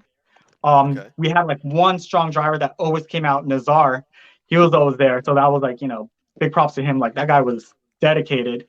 But yeah, like we would have events where it was just me and Nazar, Mike, maybe just me and Mike, maybe some G35 guy that we picked up in the crowd, and it was just grinding through. Like it definitely kind of eats at your soul trying to get like Nissan guys out there, and like some people are like, oh, that's cool, Yeah. and like going out to the track, and it's like, oh, kind of crickets in the beginning. So Well, that was first season. yeah. I can imagine too the type of challenges or Yeah. obstacles that you guys had too, because I mean I'm just thinking about it even for me, which is if it sounds like just the growth that you guys eventually are having Yeah. was through word of mouth. That Yeah. hey, we found you. Hey, let's come again. But Yeah. also, I mean, track days aren't the cheapest event to get into. I Yeah. mean, what's a Yeah. typical track day go for in Southern California? So normally, so the smaller track is usually like maybe like 180 for the day. Some of the bigger tracks can get up to like 250, 260. And then you got to add on like the gas you spend if you're going to stay overnight, because the drive is like a 2.5 hour drive. Some guys go the morning before, or some guys stay the night and go home the night after. So you got to take that into account. All your expendables, tires, oil changes. If anything breaks, if you break on track, you got to get towed. So it can get pretty expensive. We try our best to make it as accessible and affordable to the guys. Yeah. Because we don't charge extra for them to race. They just got to sign up and that's it. There's no extra charge. John does his best to like help hook up the drivers with like parts if they need anything. Because we do have like contingency programs through the series to help our drivers out. And as we're always available for them for information. Other drivers are available for them for information. Honestly, our drivers make our series. They're the ones that help bring in other drivers too, because they love driving with other people. They don't want to be the only one on track. Yeah. So Did I hear? what was your magic trick to gain momentum Drive. to increase the number of people? It sounds like, I mean, obviously you built up the brand, but Yeah. was there any like little It, tricks that you were doing at that time? Well, I wouldn't say honestly, it was tricks, kind of like tips. breaking down the wall of excuses. Like a lot of times, like when you ask people about, going to the track, there's always like something that's going to come up. Like, oh, hey, I need to do this to my car. I need to do that to my car. Like everyone thinks like there's this like high list that you need to do before you even get onto the track. And first, the tack was basically like bringing out like stock cars and showing people like what they can do. So like bringing out an old stock S chassis, and everyone's like, wait, you're bringing like a stock S chassis out? It's like, yeah, we're bringing out a stock S chassis. And they start seeing what it's doing. Then you start seeing a lot of Z guys. I'm like, hey, man, who cares if you're like 4x4? Like, just come on out. We had our buddy Perrin. He was driving a G35 coupe, and he had stock suspension. He was like one of the other hardcore drivers in the beginning. And he was just like out there. It was automatic. You could just see this car like just like squatting through the turns, like, putting it down. And after that, a lot of people were just kind of like, hey, man, like, yeah, I can't really say I have an excuse at this point. So that was one big thing, was breaking down that wall. That's a good point too, man. Yeah, again, just get them out there too. And I imagine, once you get the bug, you can't shake it loose. Oh yeah, for sure. It just takes one event. Yeah, one event. You could tell, like, you'll see guys one day out, and they're just like, oh man. And then the other thing is, like, that first day out, everything that they think about, like, buying, modding the car, it all just changes. Like, everything changes. You're like, wow, like, my list has just like been consolidated, or like, my goals, or like what I'm trying to aim for has just totally changed from what I was looking at before. Well, So we talked about it before, how people get lost in their builds. Like, I have to get the right seats and I have to get the right that. But the reality is, I mean, after we talked, I mean, you guys have really developed a system of like wins for pretty much every chassis that's had an opportunity to compete in the series. So exactly what it kind of takes to really start showing competency in their driving, and then of course increasing all the details in the vehicle to really kind of gain speed, to get you the traction that you're looking for, to get you where you want. And that's, to me, one of the hugest selling points of this series. I mean, where else are you going to get a knowledge base like that? It just doesn't exist, Yeah, we've had so many cars and drivers come through. Like, we have a pretty good baseline for most of the cars that people pick to drive with. So, and that's just open information that we share. We share it, the drivers share it. Like an easy baseline for everyone, just like, and it's like a short list of stuff to have that baseline, so they can just go have fun and start learning. We make sure people like change their mindset from like, oh, I need to buy all these things to get the car ready. If you're in that mindset, you're never going to be ready. You just need to get on track. And at that point, they'll see that, like, okay, it's better I invest in myself than in the car, so that I can start improving and bringing down my track time. And I think you mentioned it too, where like, yes, it that list of parts that somebody might want, after a track day, that list, not only does it change, but it goes from theoretical to literally this gut feeling where you can literally prove to yourself why you need those parts more than just the once. You're like, no, if I want to be faster, I know, based on information from other people, or even just an intuition that they get while driving the car. They're like, no, I actually need this first, not that, as one thing. So I think the track day is a real proving ground to really be the ultimate truth as far as what parts you actually need. So you guys are starting to develop everything. It's 2015 from starters. You're moving, you're motivating everybody to kind of get on track, and you're starting to build these huge data sheets to kind of get people up to speed as quickly as possible, and improving drivers. And this is about 2020, and then of course we're about to get hit with something big. But before we take on the next section, let's go ahead and check some comments that some folks have actually commented on you. We've got some good comments, but now Haley actually dropped in and said, any plans to come to Texas? We'll talk about that a little later. We'll probably table that here in just a little bit. Yeah. We'll put a pin in that. We're going to put a pin in that. Ben just saying hi. Thanks for coming on with us. I would love to see Nissan Challenge Series come to the East Coast. Again, another pin. We'll put that in there because we're going to talk about that here in just a little bit. But let's see here. Krish Kaman, so true. Once you improve as a driver, you just focus on parts you need, like better tires and brakes. Yeah. Very, very cool. Jamie also came in and said, my first Nissan was a 95 red 240SX. Then the obsession started, just like the rest of us. Yeah. So just like you said. Yeah. But let's go a little bit back to your story. Now, again, 2015 is a starter. You're working through your years. You're developing everything, and you're putting all the love into this and watching this thing grow. But you guys get hit with something that's going to sweep your leg, just like everybody else out there. We get COVID. that kind of comes through. Now, how detrimental was COVID to you guys in trying to develop this event and all these drivers at that time period? You know, So it really did take down a lot of momentum.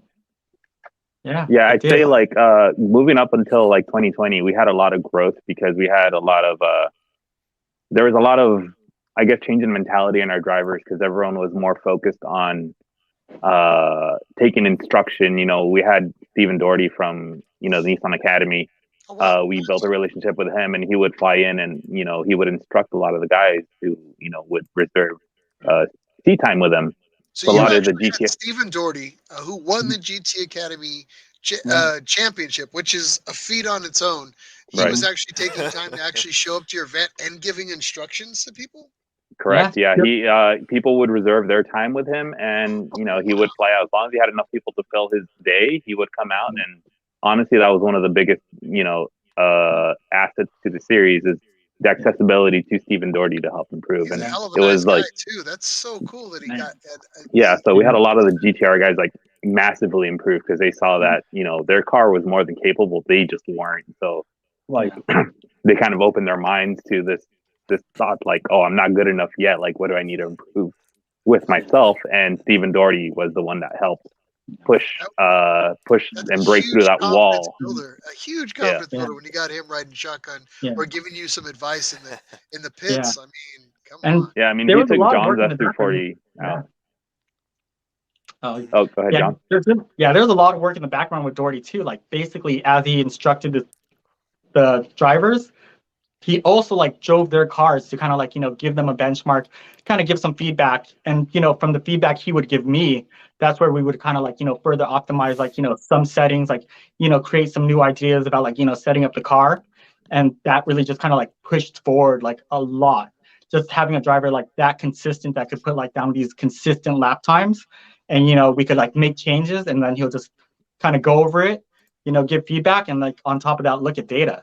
So a lot of like benefit has come out from like, you know, having him like in terms of information about like setting up the cars, you know, getting things together or even having some stuff made. Stuff Yeah, I made, think really? Yeah. yeah, I think the biggest eye opener too was he drove like John's S13, and this car is like over 300,000 miles, stock KA, and he was running faster than a lot of the like GTRs that were out there in that 240, and it's Yeah. like, how is this possible? You know, this car has like a third of the horsepower, Yeah. and it's running significantly faster than a lot of the cars that have like all this extra power. How? And that really Wow. opened up everyone's eyes. It's like, okay, you know, like there's a lot more that's on the table that I need to figure Yeah. out. And then, you know, that's where Doherty came in to help them out, and Wow. Yeah. you know, with instruction and Wow. and data analysis and all that. So that really helped the series and Yeah. also helped a lot of the drivers grow and improve to where now even some of Yes. those drivers are helping instruct some of the newer drivers now. Yeah. Yeah. As, Nima actually commented real quick. She said, Stephen Doherty, awesome dude. So I don't. yeah, yeah. So yeah, I don't know if they had an opportunity to actually get some time with him or just know him from experience. But yeah, Mhm. from my Yeah. experience talking to him, you know, online and a couple other things. Yeah, I can't. You know, I've never personally had an opportunity to get that, but I mean, geez, that's a huge selling point for you guys. Yeah. Kudos Yeah. at that Yeah. time. Yeah. Yeah, I, because it's not only driver instruction, but it's car setup too. Like he would analyze the car just within like a session of driving. It's like, all right, we need to do this, this, this, and this, Yeah. and you see instant results on like how the car would change and be that much faster Yeah.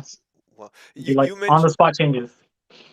on the spot changes. on Yeah. the spot changes. Yeah, You mentioned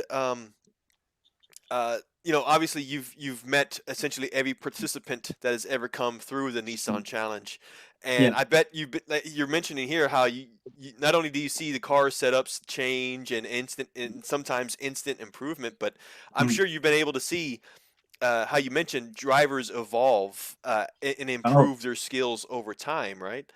yeah.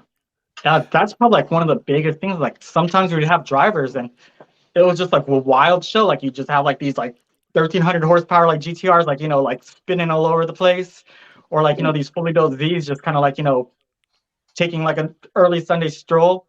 Some drivers who, you know, we were kind of like working with instructing, you're like, man, this guy's just doing the same thing over and over again. It's like almost like I'm not even getting through to him. And suddenly, like, you get these breakthroughs, and it kind of shows that, like, hey, man, if you're really serious about driving and you want to drive, you can get there. You know, it's not like this inherent, like, a talent that you have. It's something that could be kind of taught in. Kind of bring it out of you. Yeah, Yeah. exactly. I mean, is there any particular story or person or driver that you can recall, like going from an absolute noob to one of these top drivers in your eyes at all? Like to see that Mhm. curve, Yeah, we've had a couple drivers. Yeah, Yeah, go I'd ahead. say one of the more like he's kind of really like known in the G37, G35 community. His name's Tom. Okay. He came to us in a G37 sedan automatic, and he was always like, "Oh, what can I do to make this car faster?" And we're like, "You need to get a Z instead. Like that's gonna hold you back." But Yeah, he's like, no, he was stubborn, and he put the work in. You know, he kept modding the car, kept putting money into it. He kept driving and driving. Like it's to the point where we see him driving like almost every other weekend. So he's definitely putting in time, and now he's like racing in NASA and wheel to wheel and doing really really well with his G37 sedan now. So yeah, doing like 25 hour endurance races with it and all that. So he's definitely been like one of the biggest like surprises to come out of the series. We've also had Stephen Chan. He's one of the guys that Doherty personally instructed, and you know he won one of the GTA events, I think, at the Long Beach Grand Prix yeah, with his GTR. yeah, So guys like Really? they almost kind of graduate through the series. You know, they come through, they change their mindset, they get better, and then you know it's good seeing these guys still have success outside of the series, doing bigger and better things. yeah, They earn their stripes and then at the same time yeah, learn their potential enough to yeah. go into you said NASA spec NASA or Like SCCA. ST4. Yeah, Yeah, like yeah, that's yeah, that's a and I that's think a the huge jump. biggest thing too is like a lot of our drivers were like proving themselves in, like, GTA and, like, other time attack events, like taking podium. And that kind of like legitimized the series that, like, hey, if you're fast in Nissan Challenge, you're gonna be fast outside. So that really kind of like helped bring out some momentum and like bring some attention to the series as well. Yeah, and I you see a bet. year to year, like cars just getting faster and faster. Drivers is getting faster and Yeah. faster. You know, before when cars were like when Z's were kind of laughed at for being on track and just being No. smoked by an S1000 with a filter. You know, now Yeah, they're like competitive. They're on equal. It's an equal playing field now with how the cars are set up and how the drivers know how to drive the cars now. So Yeah. it's really good to see that Nissans are competitive. You had a yeah, really good story. Like all these guys could not break a time for the Yeah, right. longest time, and then one guy did it, and then all of them just kind of learned to walk after that, like past Pretty them. much. Like once that guy broke through, it's yeah. like okay, like it's doable. Like What what Yeah. track can we was do? that? And I think it's Buttonwillow, another one with Chuck Walla. I think that's yeah, when we first brought Doherty out and he drove my S13, and he came back, after like going around track, and the pit was just quiet. Like everyone was looking at the Everybody's watching ground. him. Yeah, the GTR guys were just kind of looking off to the side because we've been racing for a couple years now. We all thought we knew what was up. Like we were like, hey man, we're good drivers. Like we know what to do. We know like how to do it. And all of a sudden Doherty just comes out and he's just like, nope, you guys have no idea at all, no idea whatsoever. yeah. And It's the biggest thing is, like I drove my car that day, and then he jumped in with me, and then Yeah. he drove it, and I was like, he was running like 12 to 13 seconds faster than me. And when I Woo. jumped in the car with him, I was like, oh man, I'm gonna see some magic. I'm gonna see like, some fancy footwork, some like, crazy things going on. And it was just like smooth driving, just like clean, Yeah. smooth driving. And it felt like my car was like getting less beat up versus like Yeah. when I was driving. I was just like, what? I was like, this is really Ah. counterintuitive to me. Like, why are you braking over here? Like, why are we coasting through this? It's like, we need to go like all gas or all brake. And then all of a sudden that all went out the window. We had to like wipe the slate clean, like delete all our egos and like started just like clean slate, fresh boards, and then just go from there.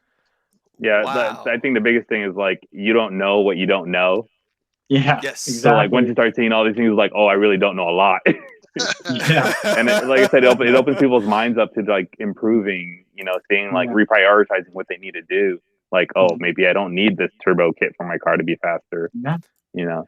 And again, it leads back to the whole like making motorsports accessible and affordable.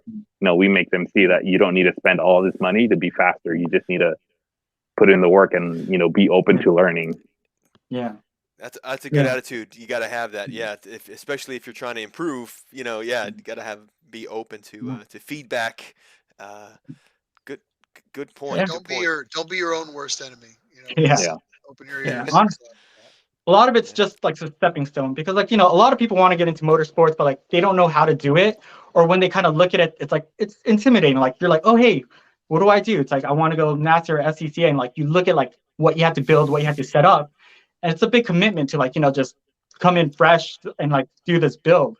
So like one of the big things about Nissan Challenge was like, hey, this is a good entry point, a good stepping stone. Get your feet wet, get started, start learning, and just progress to that level, instead of just jumping like feet in, like head in first, and you're like, oh, I think I'm over my head right now. So yeah, it's a good way to get your feet wet, because it's like it's a low investment to start with, and then you see like, do I really want to do this? Is it something I really want to pursue? Do I want to like go deeper into this? And the way our classes are set up, we do allow them to get deeper and deeper into their car builds, and eventually have a fully spec'd out race car if they like, and move on to drive on other series if they like. That's true too.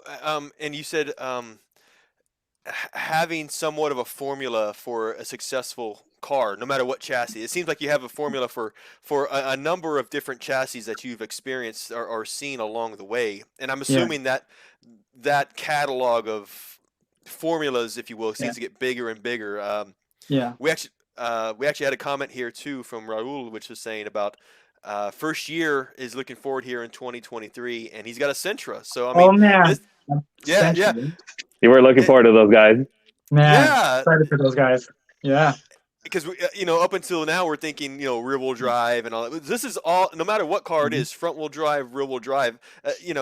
It's whatever you bring with you. It seems like you guys are there's no limit to what you guys can develop or get with the drivers. As long as it's a Nissan Infiniti or Datsun, bring it. We have a home for you, and we'll definitely do something for you.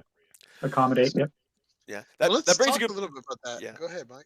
Yeah, that brings a good point. If we've got a guy here like Raul, which is the first year guy, I mean, we were wondering, what does for those who haven't done it, what does a normal track day look like? I mean,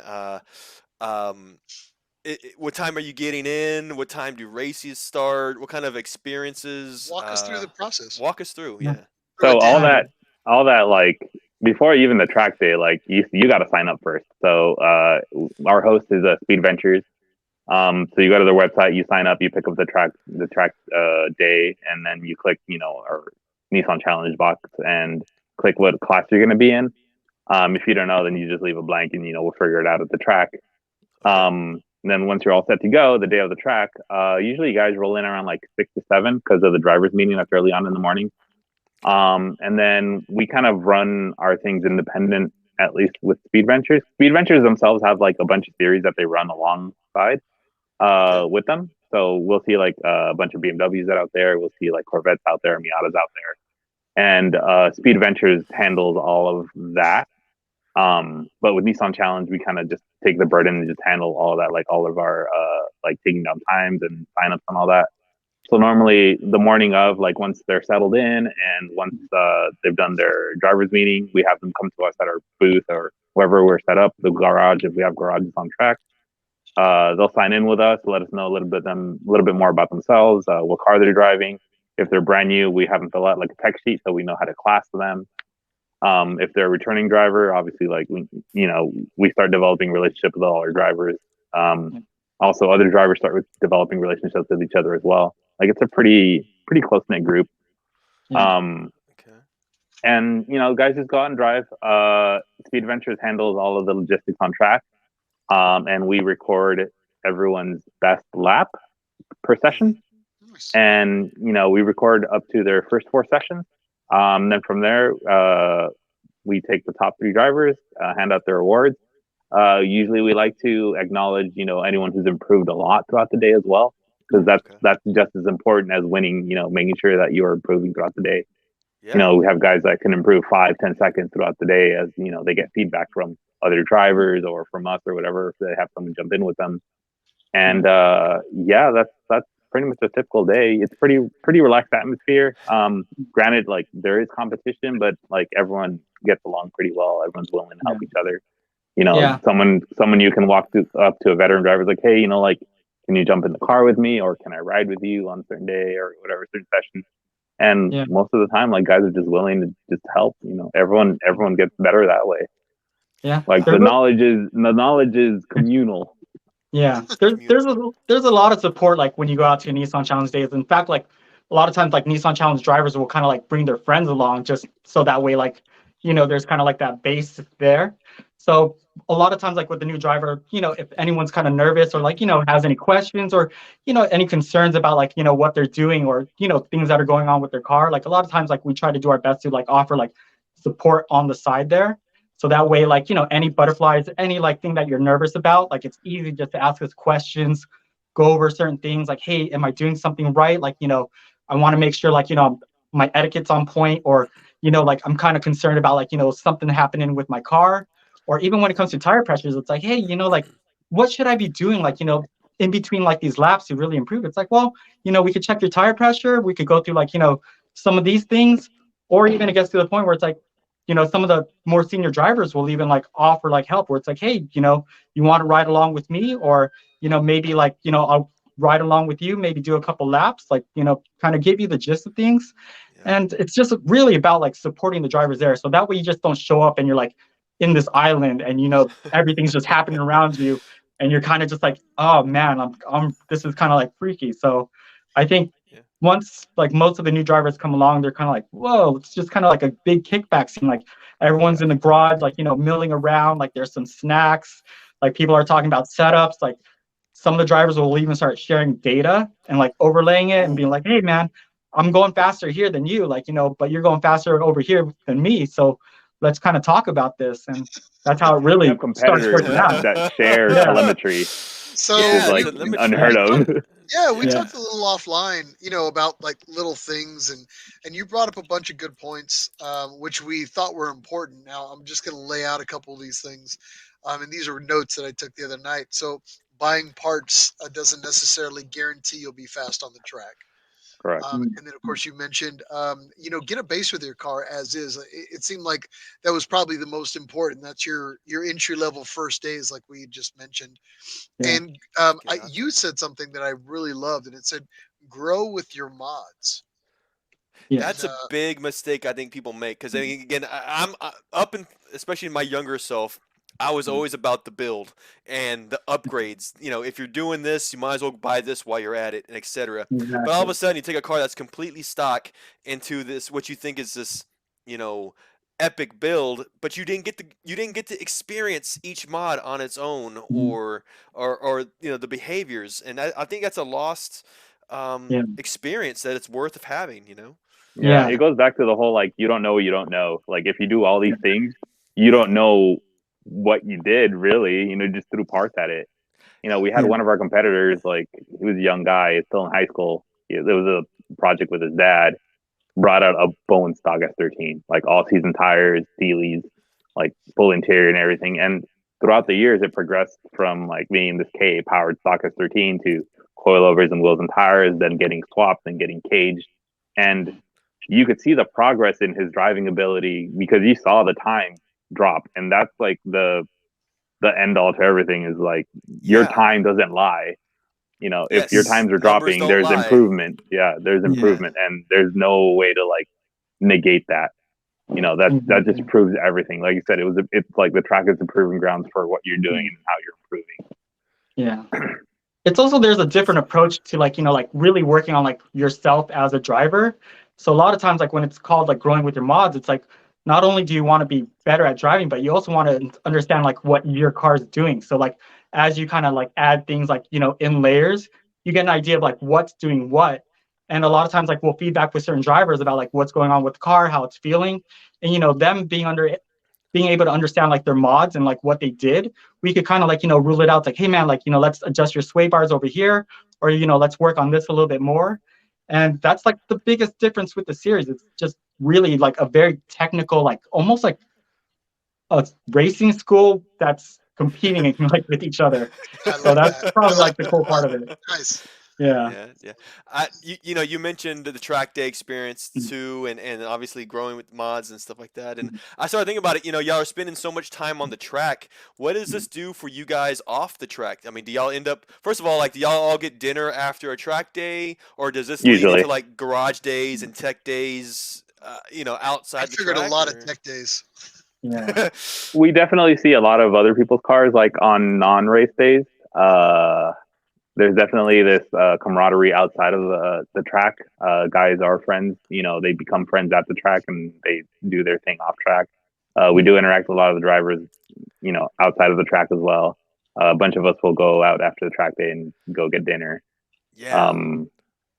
Yeah, it's definitely a pretty good community that we have, and it's pretty cool. Like it's one of, like, I think the best things we have in our series is it's a very good community. There's Yeah. not too much That's negativity in it. Yeah. Yeah. And I could tell, I kind of get the feeling that it's a tight knit community, especially for those that are, I mean, willing to put down the investment for the track Yeah. day, for the mods. If you're putting down that hard, I mean, that is a special type of person that I imagine you'll see pretty often, I think, and Yeah. grow that relationship as the more they come out, Exactly. By the way, I didn't mean to distract here. I'm going to run some of y'all's pictures in the background. Just to share with those that are watching with us, by the way. So, Yeah. but let's go ahead So and keep on going. I did want to kind of talk a little bit about car classes. So Mhm. currently, what are the number of classes that you're running into today? Right now we have 4 classes. So each class is kind of like divided by chassis and like mods. So like say like a 240 with a stock KA without like any arrows and like a certain tire limit, they're going to be like in a class 4, and they'll run against like some NAZ 32s. And then after that we have class 3, which is probably like one of our biggest classes, which is a lot of like kind of like street Z's. So it's like any 350Z, 370Z that's running like NA, no aero, like certain limits on tires, but like pretty open in terms of like suspension and differentials. Mainly just kind of like a cap on like not having like too many adjustments on the coilovers. But the whole goal was like when since we're trying to like to appeal to a lot of like enthusiasts, we always kind of like want to see like what people like initially kind of like do to their cars, so that way there's not too much of like people jumping in with like all these crazy things and like totally being outclassed. So that's kind of like how some of the classing works, and then Edgar could go over some of the upper classes. Yeah. So beyond that, so like our lower 2 classes, 3 and 4, are like you could say they're our street classes. Guys drive them to the track and drive them home type of deal, like still with interiors. Class 2 is more of our like race car setup, where we give them a little bit more freedom with their tires. They get, their chassis mounted splitters, their chassis mounted wings, our compounds. They get more, they're usually allowed to strip out their cars a little bit more. So it's almost approaching a spec class to where if they start approaching the limits of the class, like every car has like very, very similar mods. Okay. Oh. The Z's are still NA. The turbo cars are still like stock turbo powered, and these guys they're pretty quick on track. And then usually our more experienced guys are in this class as well. And then class 1 is where most of it's like a pseudo unlimited class where we have most of our R35 GTR guys, the higher horsepower turbo guys that go out. Any of the boosted Z's would be in that class as well. Okay. And they're allowed like I said, it's like an almost unlimited class. Okay. And that would kind of cover like our 4 main classes. Gotcha. You mentioned a rule book earlier too. Did that rule book derive from any other series as a base, and then you grew off of that, or was that something that you kind of created from scratch? Or Well, So in 2017, we had like a massive like rule book revision that we put out. Initially, we had 3 classes, and then from there we branched off a separate class, and we ended up with 4. And we tried to make it to where it overlapped a little bit with like the red line time attack, which is pretty big back in that time, oh, so that cars can cross over between pretty easily. So it wasn't to where like if they did anything for Redline Time Attack, it would like totally knock them out of something uncompetitive in our series. And if anything they did in our series would knock them out of an uncompetitive class, like in Redline Time Attack. So we kind of use that as a base. And as we get more and more data, we did specialize our rules specifically for Nissan. You made a good point there. You said the more data you get, like for example, you said if for any reason a Nissan car or Infiniti car or Datsun car comes in, and maybe you can't define it within a certain class, you essentially let them go out to the first session or the first day, and then based on the data, you can kind of figure out what class they belong in. Is that fair or? Yeah, that's pretty fair. We based any rule changes on participation and data. Everything's always data. So like we Database. have a massive collection of like car mods and times. So we have a pretty good idea of like if we see a car and its mods, like what its potential is on track normally. And our classes are pretty much set up to the max potential of these cars and what time we think they will be at. Okay. Gotcha. Numbers don't lie, like you said. Yeah, you Yeah. gotta base off the Yeah. data. You know. Yeah. Yeah. So, yeah, I mean, so you've got your classes kind of established now. Where ultimately is the event kind of going down?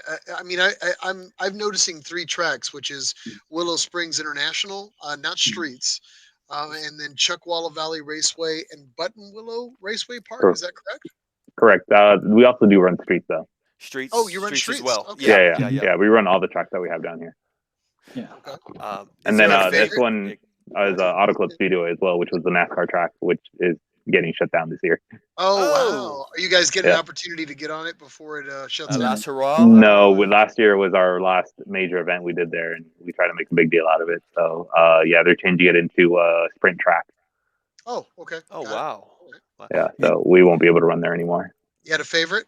Yeah. What's the favorite for like the people for both of you guys for all you guys? Everyone's benchmark track is Button Willow. Yeah. Button Willow. Okay. Yeah. Okay. Yeah. Is there a particular reason? Is there a particular thing about it that makes it the favorite, or? I think it's consistency. Like Button Willow CW13 is kind of like, the standard to kind of compare where you can actually look at other series, other cars, and kind of compare what they're doing. And Button Willow gives you like a good idea of where you would stand. Yeah, it's kind of like the scuba of SoCal, where like if you're sub 1 minute at scuba, you've broken through that barrier, right? Whereas at Button Willow, that time is 2 minutes. 2 minute is that like barrier you want to break through to, where like there's even a sticker put out there like the sub 2 club. Oh, Yeah. that's cool. That is cool. Yeah. So that's cool. I did want to mention Warren actually chimed in. He goes, "It looks like the lap record at Willow in unlimited dates back to 2016. Is this due to the rule change, or did he read that incorrectly?" Unlimited class, so it's our 5th class, but it's not many cars fit into that class. Unlimited is like our least participated in class, just because it takes a lot to get into that class. Yeah. And that's like full race car GTR, like stripped out carbon doors, like sun windows and all that. So That's Warren. which is like gnarly. Yeah.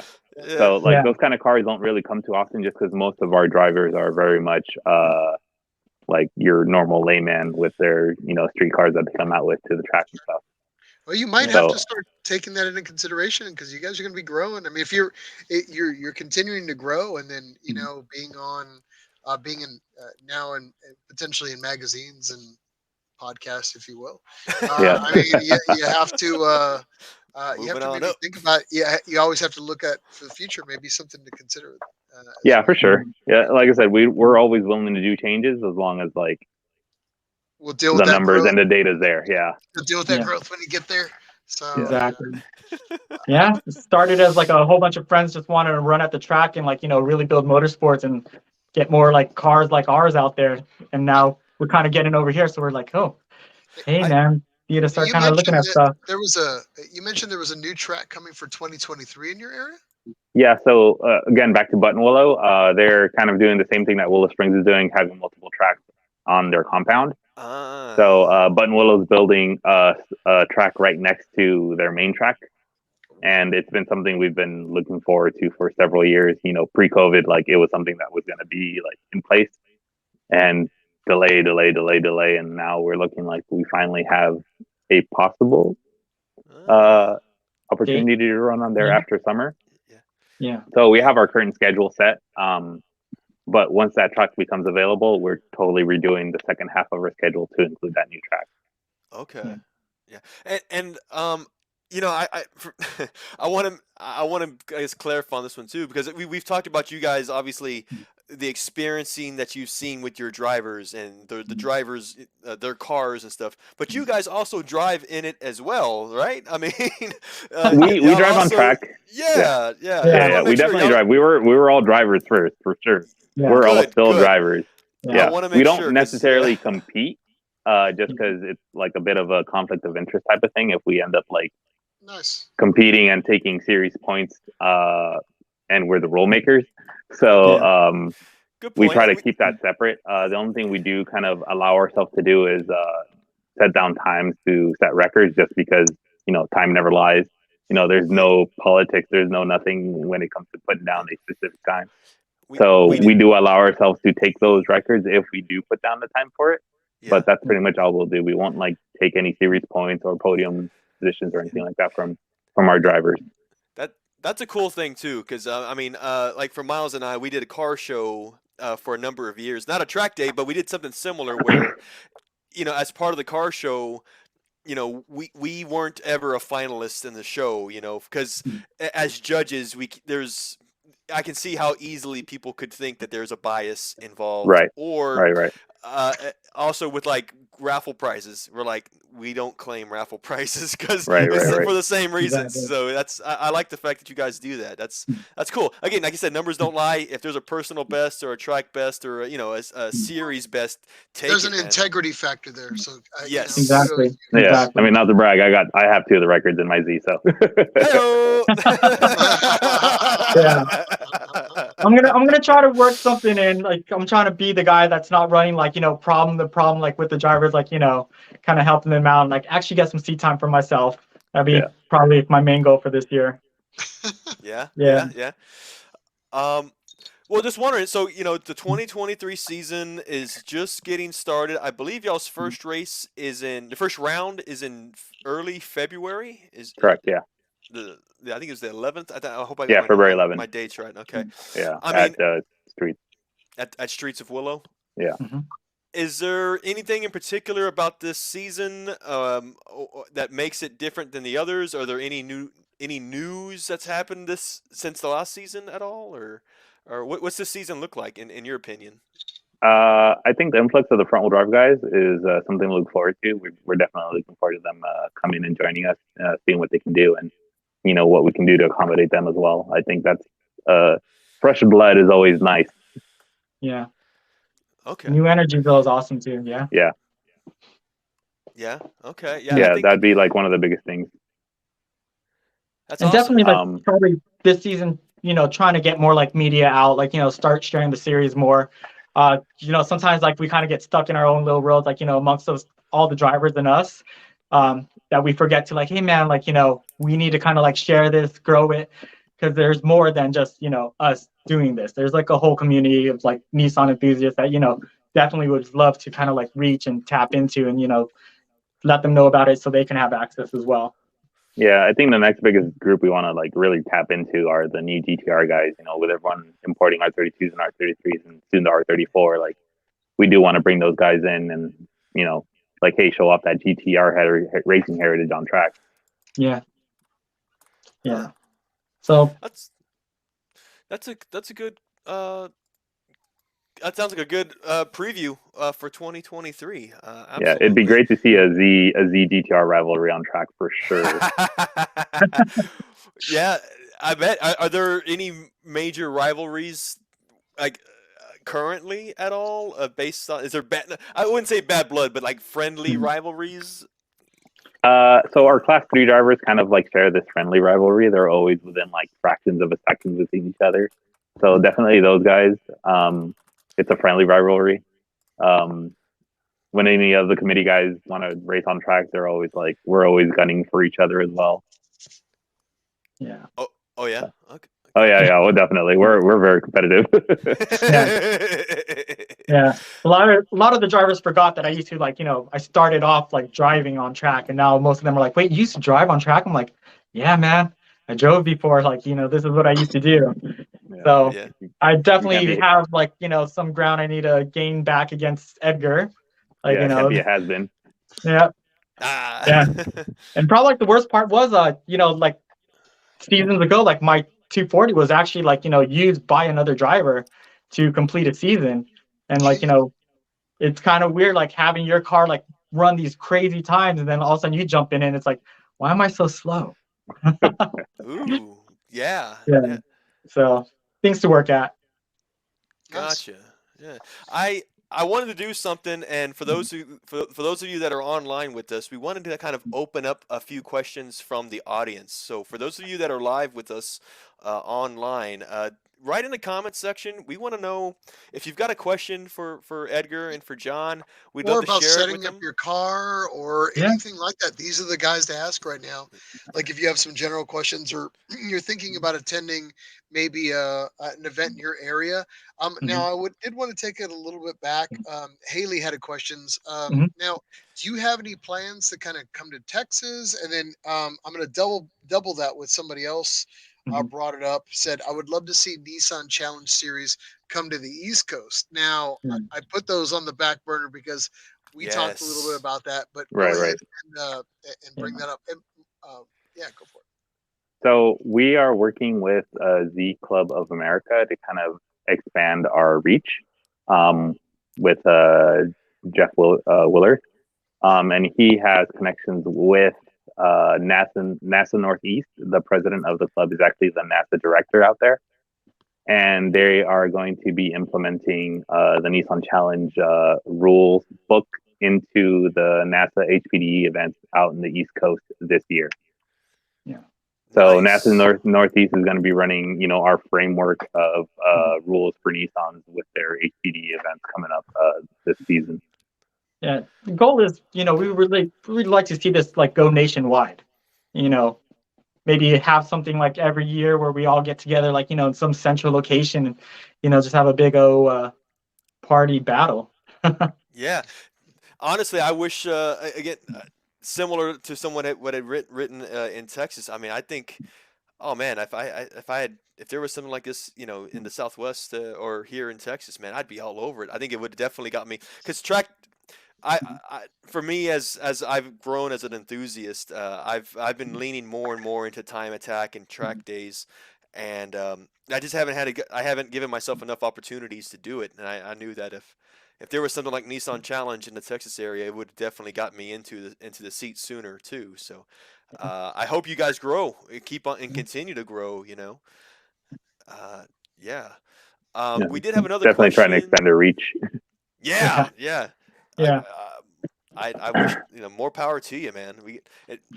As we get going, we have some more questions here from the crowd. They're coming out. They're growing by the minute here. We had another question here. What about track insurance? Is that a common thing for enthusiasts to use or to have for a typical track It day? it is a thing. Not many of our competitors use it, but it definitely exists. I know Haggerty is one of like the bigger track insurers that is out here in SoCal. Mhm. Okay. Um, I don't have much experience with them, but I do know that it does exist, and some drivers outside of our series do get track insurance. Track Um, insurance, yeah. yeah, Yeah. uh, There yeah, are options where you could kind of buy like insurance per event, through some of like the insurance companies.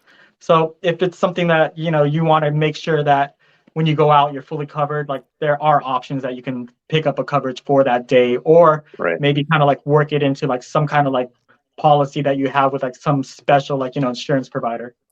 Right. Okay. Yeah. And you mentioned track events typically, at Mhm. least in y'all's part of the country, they're a part of the Mhm. state being about 180 to 250, 260 range. I Right. would Right. imagine Yeah. that's pretty fair. Honestly, That's I that's cost effective, actually. Believe it or that's not. Yeah. actually pretty good. Honestly, what's For crazy is that California chart rates, that's yeah, actually well, Yeah. And that's what I was always thinking about too, because we always think when a lot of us from we're outside the window looking in. We think of California, we think of high real estate prices, and of course Yeah.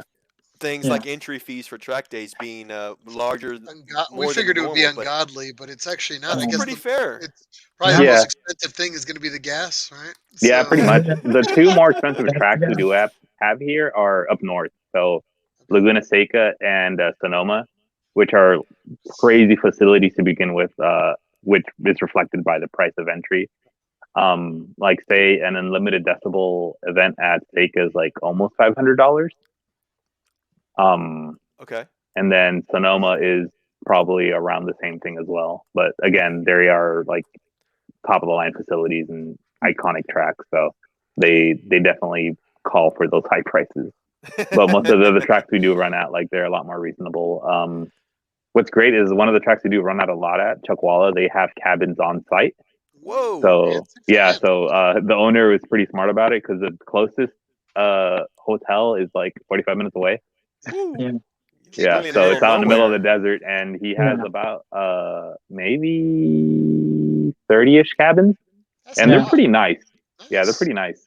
I'll Yeah. bet. So Nice. guys just like rent out their cabins. We've had it to where like a bunch of us rent the cabins the night prior and kind of party. Of course. No, of course, man. That's what it's about, I'm sure. Yeah, Yeah, just having an yeah. overnight. We've had guys bring sim rigs to their cabins Oh, and really? have like competition the night prior, and then Yeah. go racing for real on track the day after. Yeah, that's another thing a lot of the drivers will do is actually like start little teams like in the sim racing leagues and like Right. do 24-hour events. So it's kind of funny because like you'll see a lot of like NC markings like in like a lot of the sim racing, and I'm always like, hey, you guys are pretty good. You guys are like always at the top. I'm like, awesome, that's cool. Yeah. Yeah, so these guys will race Those on track Nissan and off track and sim. Yeah, those Yeah. Nissan Challenger boys are killing it on the. Yeah. But it makes sense. I mean, you guys are carving your. Mhm. They're cutting their teeth in Yeah. the real world on racing, and then when they get in the sim world, it makes sense. Talking to guys like Stephen Doherty, that's Right. exactly what makes sense. Yeah, he was a big catalyst in that too. Yeah, Brian Yeah. Highcotter, those guys. I mean, you talk to them and like they start off in that Mhm. world and then have an opportunity to race virtually, and it clicks and it makes sense, which is why those guys are the champions that they are. So Exactly. yeah, moving on to the next question. Bert wanted to ask, will you guys actually be coming out and play with everybody at ZCon this year? I mean, it's in So your neighborhood. yeah, we actually do have a booth for ZCon. Okay. So we will be there at the track. We are going to have a bunch of our drivers there as well. So we will have a presence there. We are not Awesome. necessarily Okay. working with them like As a sponsor right for now. Still have a It's presence, something we though. could try to work out, but we will definitely have our drivers out there trying to show what they can do and represent, Good job. Nissan Presence. Challenge. I'll be there. I'll be there We'll, racing my Z2. we'll be there too as well. Hell So yeah. Yeah, we'll make we're sure gonna that be we there, man. We'll be driving out. So represent. So we'll yeah. I'll watch this a couple times and maybe I'll have a hoodie by then. So I'll be sure to bring you a hoodie on that 100-degree weather day, at the end of July in the I desert. cannot wait. It's just like this hoodie's so hot, but it looks so cool. So I'm good with that. Stig GTR says, "Come Dakota, come Dakota, come Dakota." One of these days, I guess you guys will make it out there. If you're ever out in Texas, man, if you're ever curious about the Austin track, that's kind of what we're in the Austin area, San Antonio area. So if you ever need a place to crash, I'm sure a couch or whatever, I'm sure we've got a pretty good handle on a lot of the Z enthusiasts in the area. So we can definitely Nice. set you up. You guys got a lot Coda of is a goal. questions. It's a goal. Yeah. Well, you Yeah. come out. It's not as intimidating as you would think. So we'll have some fun. Yeah. A few more. You guys are actually raking up the questions here. Chris Yeah. Guzman. Yeah, bring said, them on. What Yeah. would be your first must-do mod for an all-stock car? What engine lubricant you like to use the most? Like, do you have a specific brand? So like for oil, like I always have like my oil reps say like the only wrong oil is no oil, but like we use a lot of Motul. We use a I was lot gonna of say I'm a Torco. Motul guy myself. I hate to say it. Yeah. I'm not. Yeah. One day we're gonna get a sponsor that is not Motul, and I'll be like, damn, I put my foot in Uh, my mouth. But the biggest thing that I'm gonna tell drivers is like if there's one thing that you're gonna do to your car is probably brake fluid and brake pads. That's Right. really like the baseline. Just like even if you have like, good brake fluid, that's pretty important. If you're not really gonna like, focus on those things, like, just have a good, wherewithal of So like you how got your a car's higher reacting. boiling Yeah. point, and you're not burning, Yeah. boiling over you're your not brakes boiling and the fluid. going Yeah. off. That's So that's probably like one of the biggest things like we kind of like developed within the racing series is in the beginning we were burning through brake pads, burning through rotors, and so we got to work with companies like Endless and then Race Technologies, which does Brembo like North America. behind you, like Yeah, Yeah. yeah, and then it went from like GTR guys like burning through pads like in 1 or 2 events to like almost like hitting 8 events. A lot of the Z guys, wow, burning through like 3 events, like finishing seasons and going plus some. that's So longevity in a pad. That's a good job. Yeah. yeah, I've it, gone 2 seasons on my brake setup like yeah, without issues. yeah. Wow, good job. It's we've actually worked and developed some like big brake systems for like some of the Nissans. It's just that the pad program that we have has actually like made it so like we don't need like bigger calipers. Like a lot Oh, of so times, you like guys are rolling yeah, like a higher, That's like we would say, like I've back in the power stop days, you roll the blacks and then you just puff them yeah. off at the end of the day. But Oh yeah, the man, neat stuff. Yeah, it's a whole different world. Like I literally, haven't it's a whole different I world. haven't messed with any of the endless stuff, but I've always been Mhm. curious about it. I heard it was like Yeah. So endless. and like just a quick history with Endless is like they are one of the most winningest friction companies in the world. It's just that their presence really isn't in the US. Like most of the cars that are doing like, 24 hours of Le Mans, like they're literally running endless pads. They're one of the few companies to do like 24 hours, one pad, one rotor. I think Doherty has a whoa. really good story because he only knew Endless like as an enthusiast company. So when he started driving with Nissan and they were pushing out carts of Endless pads, he's all like, "Hey, Endless." He's all like, "Aren't those like tuner pads?" And the guy was just looked at him like, What are you talking about?" So yeah, pretty All good right, They're company. they're also in Yeah, F1, so like yeah, yeah, they are a pretty big company and yeah, all right. definitely a So I'm supporter gonna of the ask. series. So where does a yeah. guy Good get point. endless pads from these days? John, We I was gonna yeah, say. I was like, I feel like John was like setting himself up to push yeah, it. But yeah. I will say though, I've heard that as well. Like no BS aside, I've heard that it's a pretty significant pad. So It's it's a pretty crazy brand. So once you actually get to know it, it's hard to look away. You'll see like almost every WRC car like running endless pads. It's just that no one gets a discount, no one gets a sponsor because they're that good. But if you start digging through like most of like race calipers, you'll see like this blue brake pad, and that's an endless.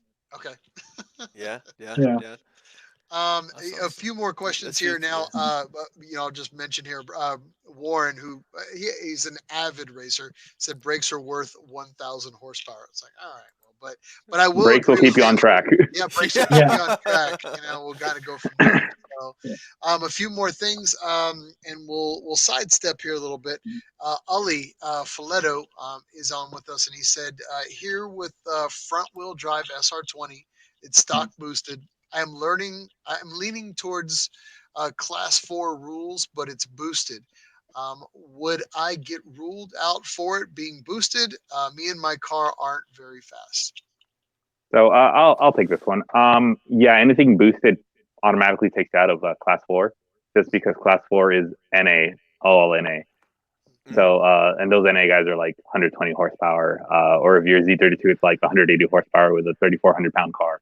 Yeah. So anything boosted is automatically class 3, where you're running with like the NA, the VQ guys, the NA VQ guys. Mostly because the potential of that turbo setup is competitive with everything else that's in that class. So we always set our rules for the car, not the driver, so that hopefully the driver can progress and become faster and be more competitive within that class. Oh, All okay. right. Yeah, And so all our rules are always based around the car, not the driver, because that way it allows the driver to grow within that class and that makes sense. come up to speed with everyone else. Yeah. So it's always our intention for anyone new to just come out, drive, see where they're lacking, if they're lacking in anything, and see where they can improve, and slowly make your way up to be competitive with everyone else. We definitely do everything we can to make sure that all the drivers progress and learn and become faster. As long as you're faster by the end of the day, we've done our job. Yeah, Yeah. that's a pretty fair. I think it's a pretty good thing to note for anybody who's new is that it's not an overnight success. This is where Yeah. you're going to put some time in, and it's going to take. You'll see progress, but to be at your pinnacle, it's going to take.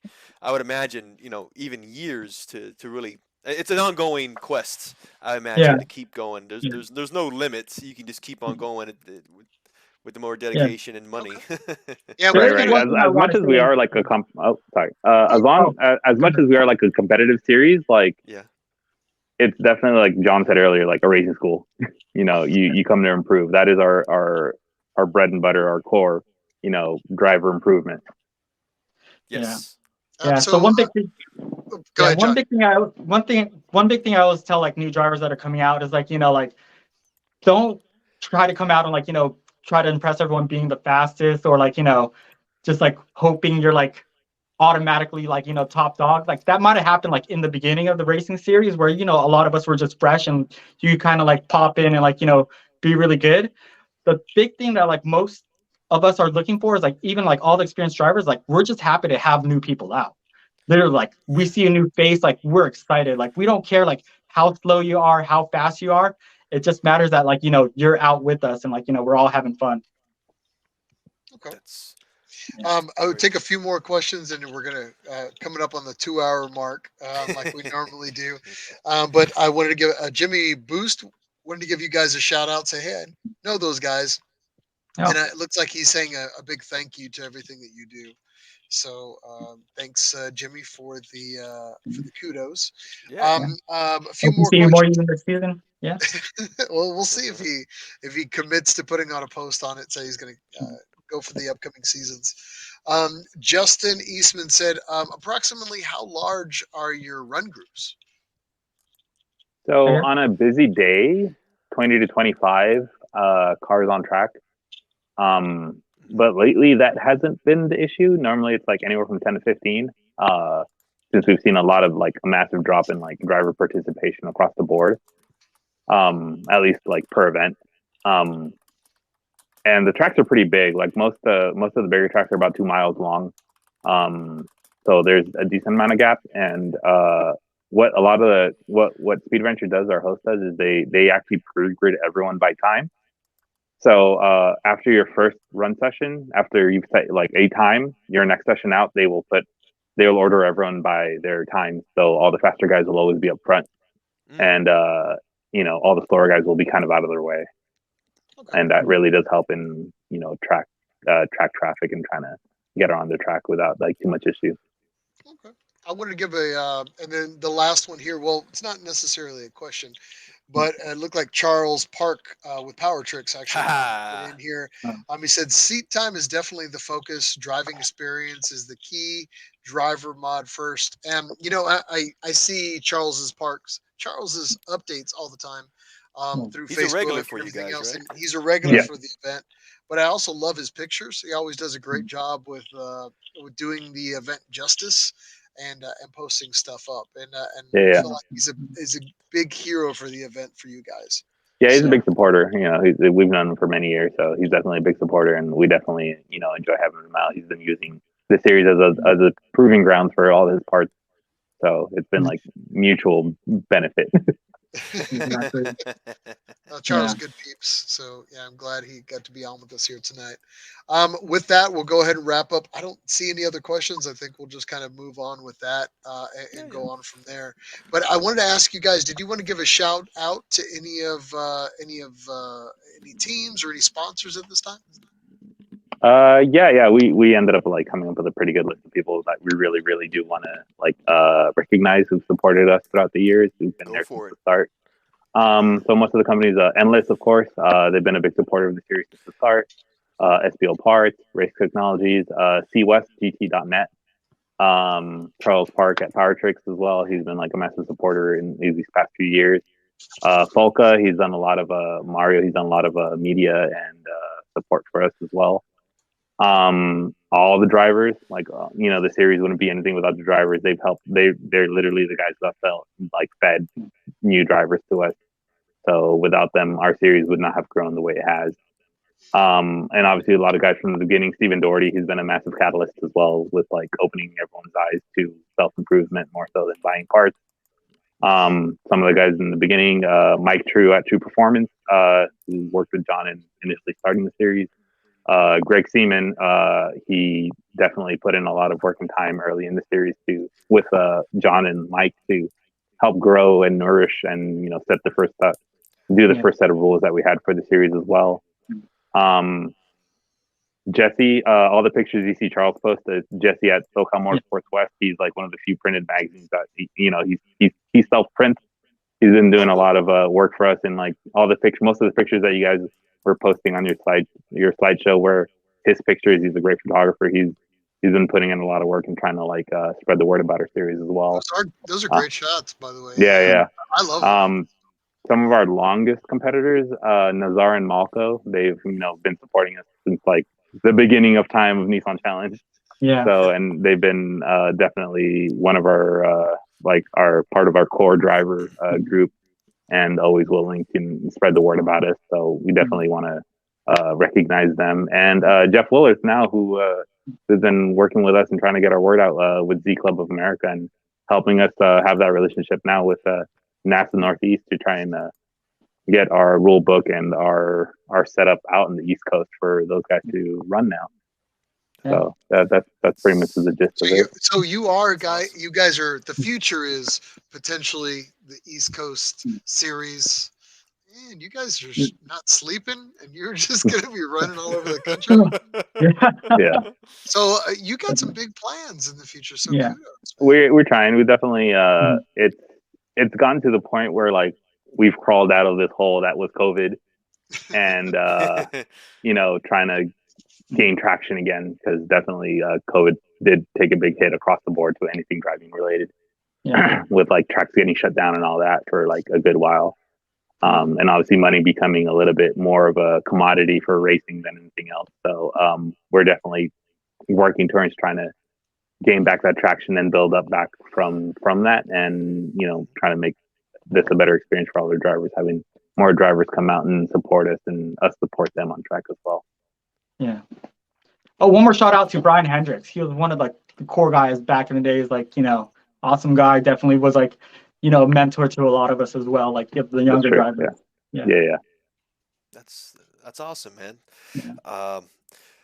That's great, man. I appreciate you. We definitely wanted to give you a chance to. I know there's a lot of people. It takes a village to get these types of events and to go raise an around. Event child. Yeah. But honestly, you guys have done some great stuff with the brand, and we want to also give you guys some kudos, not just because you gave us free T-shirts, but in all sincerity, we love what you're doing with the brand. And we said this early on. I don't even care if we ever know these guys. We're just going to commit to supporting them because you're just having such a great time, and it's all. What you were doing was already encompassing the Nissan community in your area, and we thought you were doing a great job with it, which is why we initially supported you, and then we've grown to be friends, and here we are. We'll continue to support you as you go through your growth and prosperity. So that's much appreciated. Definitely appreciate the coverage and all that, to help kind of get us out to other people that may not know about it. You're gonna be back. Don't think that you're just like a one and done. Oh no, we're definitely open to coming back. That's for sure. I usually watch your shows live anyway. So. Oh man, that's awesome, man. Thanks for that, man. For sure. Cheers to a bright future together. Yes, sir. Oh, yes, sir. By the way, did you guys notice that you're in the background here? Miles did some face app work. He's a whiz with the Photoshop there. I took some vintage Hot Wheel photos of the two of you, and I just kind of made that happen. So he's got pictures of you because he's a stalker. No, I'm gonna need to make the profile private for a bit. Yeah, you're gonna have to lay low for a little while. Yeah. We're going to private chat. Right. Well, let's talk a little bit about just a recap for everybody for this year. Mike, go ahead. Yeah, let's go for it. We definitely wanted to just recap, kind of come full circle with you guys, of course, and for those that are still with us, which is a really good amount. Thanks, guys, for hanging with us, man. We We're doing party really hard. good. We party We pretty party hard. hard. Yeah, yeah. The the Nissan Challenge 2023 season, it begins on Saturday, the weekend of February 11th. At Willow Springs International Raceway streets. According to the website here, there is a total of 8 rounds planned so far for this year. That's the great thing about California weather, I assume, because you pretty much have the whole year at your disposal, which is Pretty a much. beautiful Yeah. thing.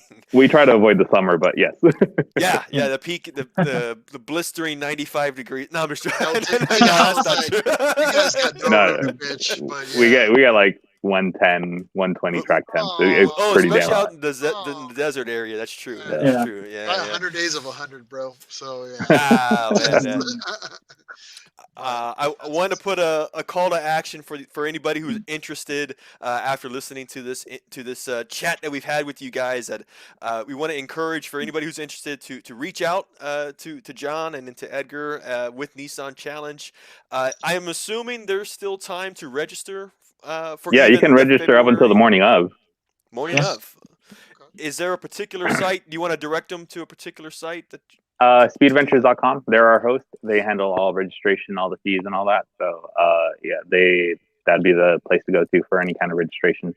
If they want to kind of talk to us, we do have our drivers lounge on Facebook. It'd be the Nissan Challenge Series drivers lounge. It's a big group. All the drivers kind of interact with each other, share tips, sell things if needed, anything to help kind of support each other. Any questions that anyone has, I'll answer. John will answer. So we're definitely always open to communication. Yeah.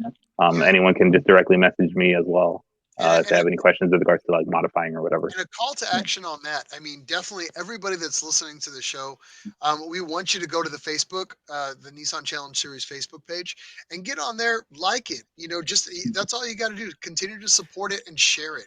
Get out there on your forums or your groups or your private Facebook groups, which there are vast and plentiful.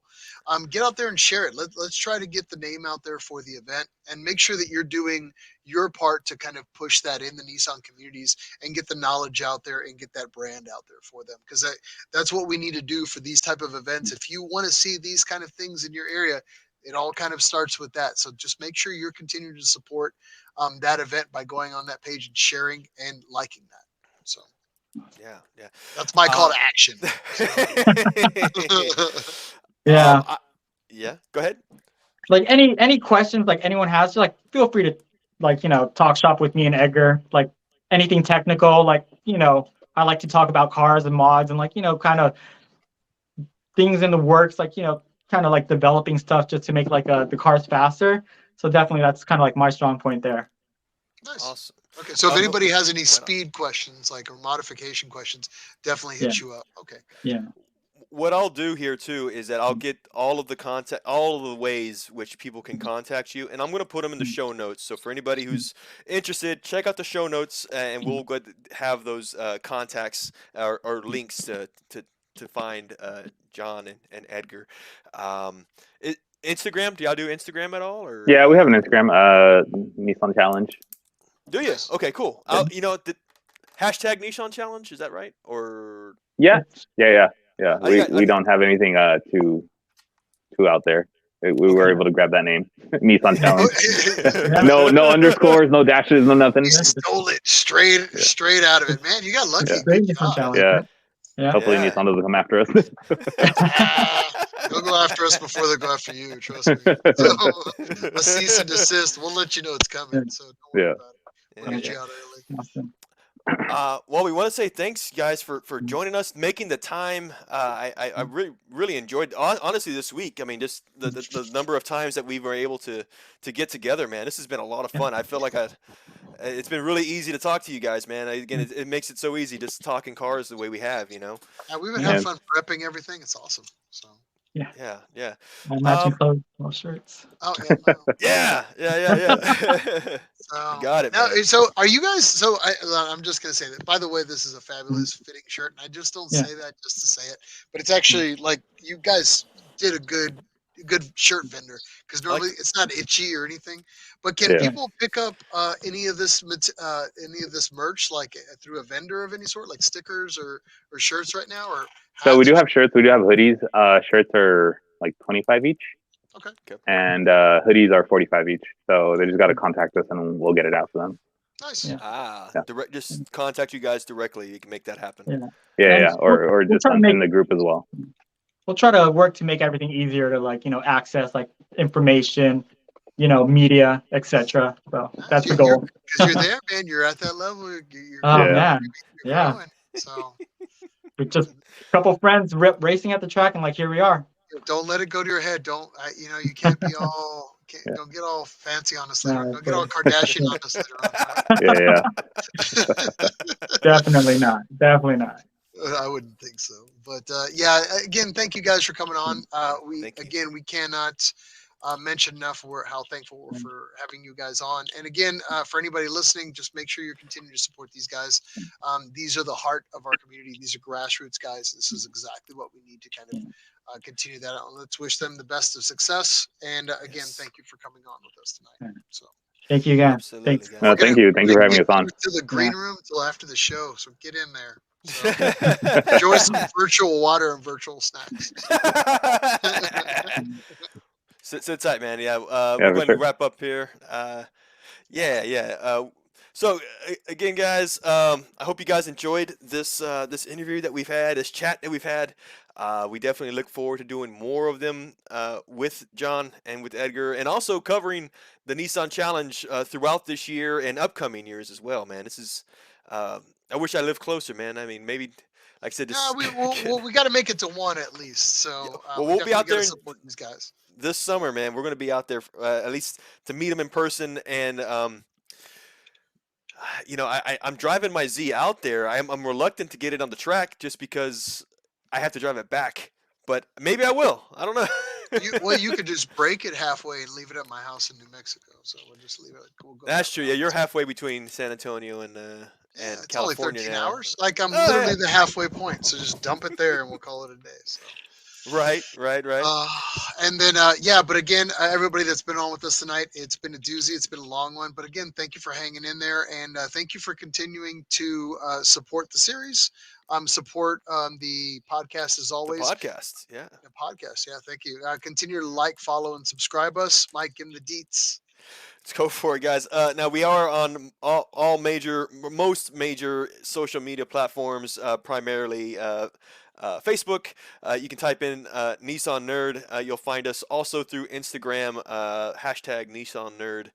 You should find our page. Please go ahead and add yourself to us, follow, and we've got some content and news that comes out pretty routinely. And then you'll also find us when to find the next show. And we typically do these shows about every 2 weeks. So we have another one planned here, probably for 2 weeks from now, honestly. Typically on Thursdays. And then for the audio version, we will drop this at that point. It's pre recorded the following Monday. And you can find us on all major podcast networks, audio podcast networks, Apple, Spotify, Stitcher, Google Podcasts. Shoot, we're on Pandora, man. We're on the Pandora, and Is anybody on Pandora uh, still? well, yeah, I use Pandora in the garage anyway, but they do podcasts through Pandora. That's kind of Wow, look at they us offered it. moving up in the world. I signed Fancy. up, man. It works out, man. It Ooh, really does. Gucci. Yeah, Oh. yeah, yeah. But Uh, again, thank you to everybody. You can continue to check us, message us at info@nissannerd.com if you have anything that's urgent, or if there's something that we need to know what's happening in your neck of the woods, whether it is here stateside. Also, we try to get information from everything that's happening across the pond in any direction. So if you've got every something that's direction, happening yes. all the way in Australia, we definitely want to know what's going on in the UK. We don't forget about you guys over there. If you got a Nissan thing happening in your world, let us know. We will definitely try to bring light to it and make sure that we're sponsoring it. No questions asked. That's what we're here for. We are just a community to support you, support the brand. So again, thank you for being along with us here tonight. Yep. Mike, as always, thanks for being such a good friend, man. I Yeah, don't same here, man. I really appreciate. I'm glad we had a good time going through downtown, and obviously the engine pool, man. It It's always a lot of fun doing You're just that. thanking me for free labor. That's all that is. So. Hey, we're not done yet either, so keep that in mind. I expect another 30 work hours from out of you. So, Yeah, but yeah, again, yeah. thank you for everybody. One last Kampai for the road. If Whatever you're you with drink, us, whatever you got left. guys, yes, let's close this one off. Kanpai, guys. All right. Till then, guys, get in the garage and do something with yourself. I like you better when you're in the garage. Yeah. So, Let's roll that footage, man. Here we go.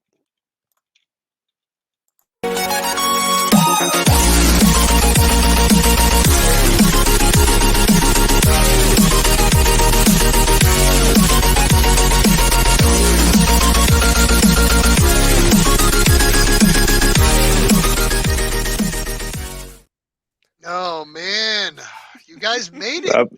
Oh Yeah. man, Like honestly, like it takes a lot to hang with a podcast for 2 hours. That was fun though. that was fun. Yeah, So, man. yeah, do Guys, more, get used to it. It's fun though, and that's the thing. Yeah. It's so easy to get lost, and that's the Yeah. good part. That's the beauty of it is that we can go Yeah. down every rabbit hole or spider web, however you wanted to talk about it. It's Yeah. just that it's just a lot of fun, man. Someone says you're getting into Joe Rogan territory because his podcasts are like 3 hours long. We're like, I don't know. I don't know if we want to go. like a Lord of the Rings episode. Yeah.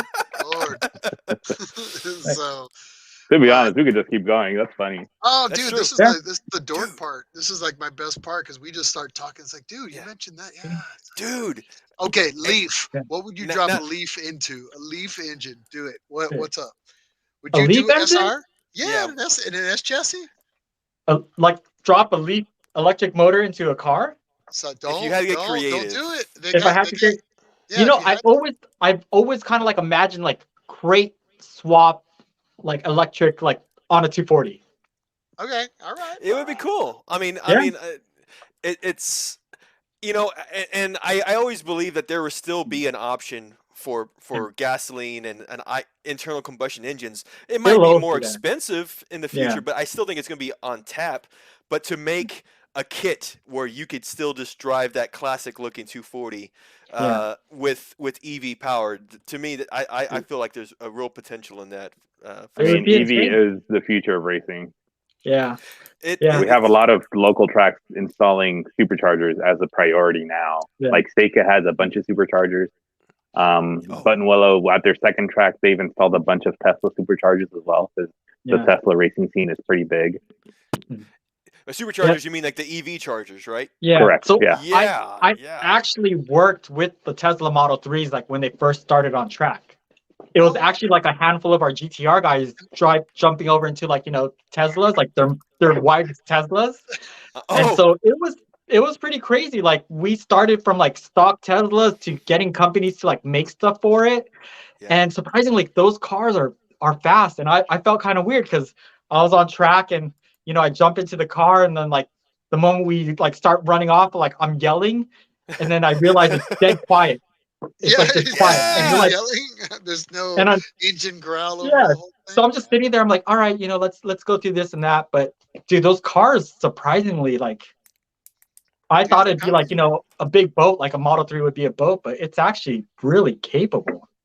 Well, I mean, you think about it. Like Yeah. if you could get a light ass chassis, Yeah. something and then cut a little of the weight out of it that's already there, and then you Yeah. get a power plant that's coming out. I mean, the Leaf engines are what everybody's kind of stealing right now, and if you can get your hands on the Tesla engines, but Yeah.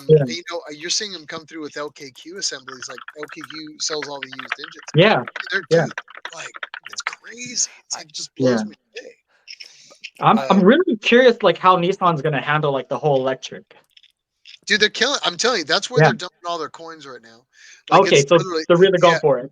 Well, it's Yeah. billions. They're Yeah. dropping some change into it, and Yeah. they're other manufacturers like we're not making any development Yeah. for the future like with Yeah. anything Yeah. combustion engine. It's all EV.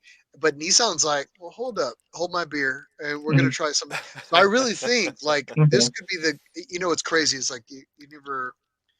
One quote I always like is you never know if you knew you were making history at the time you paid more attention. but Yeah. like now is Yeah. like we're at the spearhead of everything that's EV. Yeah. Like our Yeah. kids are going to be laughing at us like You, you you use know the old liquid. combustion, and now Yeah. they're going to be. Yeah. I guarantee I that think window from them blowing our doors off is going to be so like 2 years, 3 years, Yeah. and then all of a sudden you're just like, Jesus Christ, these cars are killing it. Like yeah, I Yeah. that's think it, the greatest thing Nissan could have done is like the IDX concept dude. in Don't get me electric. started. Every We Oh, have time. the same battle. Yes. A man. guy named Malcolm Beasley designed that car. We have him on Facebook. I've been meaning to get him on. He's like lives in the Yeah. Netherlands. Super nice dude. But Dude. he was like it's the greatest amazing car I ever designed, and we never put Man, it. that was a heartbreaker. Yes, Yeah, it Dude, so for was. the real. cool thing about that car is we had this like cars and coffee thing back then in Irvine, and Yeah. Nissan brought both They didn't bring the versions, I remember IDX out, that. the gold one or Yeah. both. There was the a livery base and one. a They brought both Nismo. out. Yeah. They had both out running. They brought them out of the trailers. We got to see them in person running and everything. Oh Yeah. my So god. like we saw them in person, and it's like they had shirts out, full promo. Like, Yeah. go follow us on Instagram, and you get this Yeah. free shirt. I still have that shirt.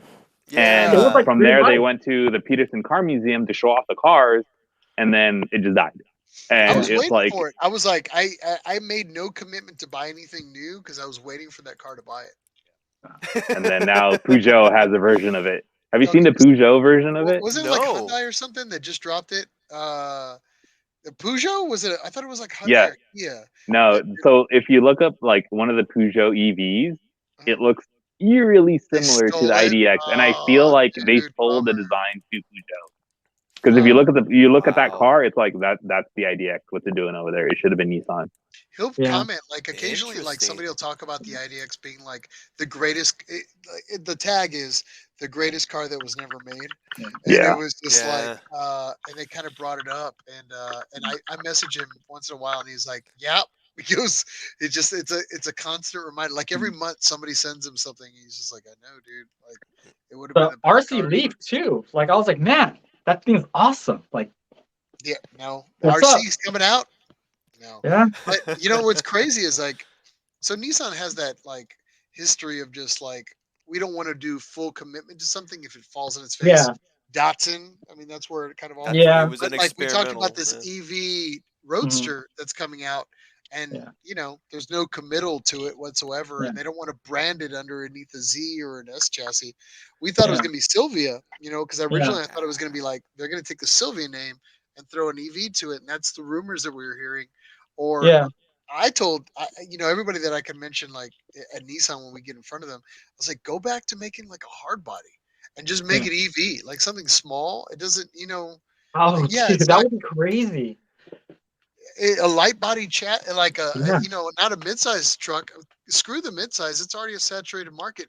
Go mini truck, go small truck, and then kill it Dude. with an Mhm. EV that just has the torque and the power. You don't need crazy power. You don't need crazy torque. It's all just to haul around fridges and Right. Yeah. just like Yeah. All your We friends' need small, lawn, furniture, you know? lawnmowers Yeah. and stuff like for that. Yeah. like Engines. Yeah. that. Yeah. Oh, engines, yeah. So like, Exactly. dude, that'd be like the BL. I'd probably grab one of those. Yeah. Yeah. Oh, Yeah. baller. We have a So, Yeah. buddy Because with all a trucks are hard big body with the now. RB. Yeah. dude, the Ranger. Have you seen the Ranger? It's like as big Yeah. as The a Ranger is what the now, F one and I'm fifty like, was, and the Yeah. Ranger is the small truck. Yep. I had a Yep. Ranger. It was like Yeah. small. You could barely make out with anybody in that car. So it was just You got to fight the stick shift. yeah. Well, Yeah. yeah, they had to take their 20%, right? So Yeah. it was like a make out session. So You'd be screwed if you're the guy in the middle. yeah. You remember those days when it'd be like three of you in a bucket? Yeah. It'd be like that one guy Yes. who was just gonna be like, just don't hit my junk, man. It's like, The funny thing about doing that when you had that single cab and that one bench, it was always a running joke because you have three dudes, so close. The running joke or prank that my friends would do is that the guy that was in the far passenger seat, at every stop sign, he would like bend over as much as he could to where it just looked like two dudes sitting so close together. Oh man. They're like, dude, this ain't funny, man. Get up, get up. Like slapping his head like down there. It's like, oh man, those guys are kinky. Some kinky shit. Yeah. But I, no. We're still live here a little bit, but yes, Ben did the my, last thing. We'll let him go, but Ben actually chimed in. He said you should have seen the 620 EV conversion at the Nissan booth, which is what we talked about. I mean, that's actually it's, and I'll change it. It's actually at my back. I keep it yeah, because I'm actually so Oh, impressed with it. It's actually yeah. one of my favorites. But they did a little I, Sunny. oh man, Oh yeah, that's cool. Yeah, that's That's like awesome. baller. Toyota did the same thing with the Corolla with the old A6. They did a Yeah, hydrogen and an EV, and like that's cool. Dude, what yeah. else yeah. did you see at Salon that just kind of blew your socks off? I know you Uh, saw like every Z variation from Amuse to wherever, but I think probably how much support the new Z already has. Yeah. really, okay, Mm, got it. Yeah, Yeah. yeah. because every like major brand had a built Z already. So it was Yeah. like Oh yeah. Nissan's here at Oh no, Yeah, yeah. Tokyo Gretty, Auto Salon. HKS, yeah, Cusco, Yeah. all Dude, those it didn't guys. stop. Yeah. Like every like Yeah. hyper rev reference that I've ever looked at, I'm like, holy crap! Yeah. Those guys came out of the woodwork. Central yeah. 20, like, yeah, we'll do it. Like, holy crap! I'm like, They, all these So the way vendors. the 86 kind of hit the market and like the public hard at Tokyo Auto Salon was the same way with the Z. The Z was definitely the it car this year. Wow, that's yeah. awesome, dude. They So already have that refresh already for the front end. Yeah, Yeah. I was like, Oh oh, yes. Yeah. yeah. The like shoot, there's only 200 in the states, and they're already doing a refresh. Like, Jesus. yeah. Yeah. I The know, split right? bumper. Yeah. Yeah. It's old. We need to refresh that bumper. It's like we don't even have like Yeah. what 1,000 of them on the market yet, or whatever it is. So it's Yeah. That, crazy. that, I think with the new Z, I was initially concerned about like heat because, like, with the 370s, like, needing oil coolers right off the bat. Yeah, yeah. But kind of apparently that car will run cooler than most of our Zs. Yeah, we that's had good. one of our drivers actually went on a cruise with like one of the local groups, and Nissan gave him the keys. Not our friend, but like the guy that was running the cruise. They gave him the keys to a new Z and all stock and running hard like through their cruise, and it was running cooler than our buddy's race car. Whoa. Yeah, Wow. Well, just Yeah. because the cooling up front is set up to where it yeah. ducts properly and it actually runs like not hot like the way an NAZ would. I'll tell you a Yeah. funny Well, story. We so Steve Millen came out for one of our events, like a long Z convention a long time ago. We had in San Antonio, and at that time the 370Z Roadster, the 370L in general was just fairly new, and I was one of the people that was kind of just making sure that the track was kind of going where it needs to be. Everybody he was was in an their records organizer and for all, the event. Yeah. Yeah. Yeah. yeah, whatever, right? So, but Steve Millen was like also kind of one of my charges. Like I just had to make sure he was happy with everything. And at that year, he brought out his GTR, and Nissan brought out the 370 Roadster, and and it came out, and Steve had just showed up, and we just kind of like he was like, "What are you doing?" I was like, whatever." And he goes, "If you want to pack out the GTR, take some runs out, and have some fun by yourself." And he's like, "I will in a minute." He goes, "Is that the new Roadster over there?" And I was like, "Yeah, yeah, yeah." And he goes, "Oh, I haven't seen it yet." And or he goes, "I haven't seen it, like in that trim." And I was like, "All right." Well, I was like, "Well, here are the keys." The Nissan guy left them with me. And he's like, "Oh, okay." He's like, "Let me grab my helmet." And I'm like, I don't think that's what I meant. And then all of a sudden, he grabs the keys and he's like, he just slaps on his like Kiwi helmet, and the dude's gone. He's on the track and he's racing, and a Nissan executive runs out like one of the bigwigs runs out behind me, and he's like, "No, no, no, no, no! Don't let him on the track. There's no oil cooler on that car." Is like, he goes, Yeah. the worst thing that could Instant happen. ice. Yeah, but it didn't. It wasn't as bad as it thought, because they were Yeah. so scared of anything happening. But Mm. when you talked about like Doherty running like at the track, it Yeah. was crickets, bro. Like it was like Yeah. there was like 150 people just like standing on a mound, and Yeah. nobody was talking, and it was just Steve ripping Yeah. through this track that was out there. It was like the Yeah. coolest thing ever. Like everybody just shut up. Yeah. And Yeah. to watch a guy like that, a Yeah. legend drive, and it was like, Yeah. yeah, it was pretty funny. Honestly, like one of the biggest treats is like, being able to ride along with like a pro. Yeah. Like it's just crazy because you're like, whoa, You, How you know? smooth they are, and like still, Yeah. Steve Millen. You watch him, like even riding in that 370, and I got to ride in the GTR that he has for Time Attack, and Mhm. yeah. just and it's like he rides it so smooth. You feel like you're just on a recliner, like Mhm. just like hanging with him, and it's just like they like the foot pedal work is just like smooth and consistent. Yeah. And like, and But just Yeah. that's it. He's not jamming it in. Yeah.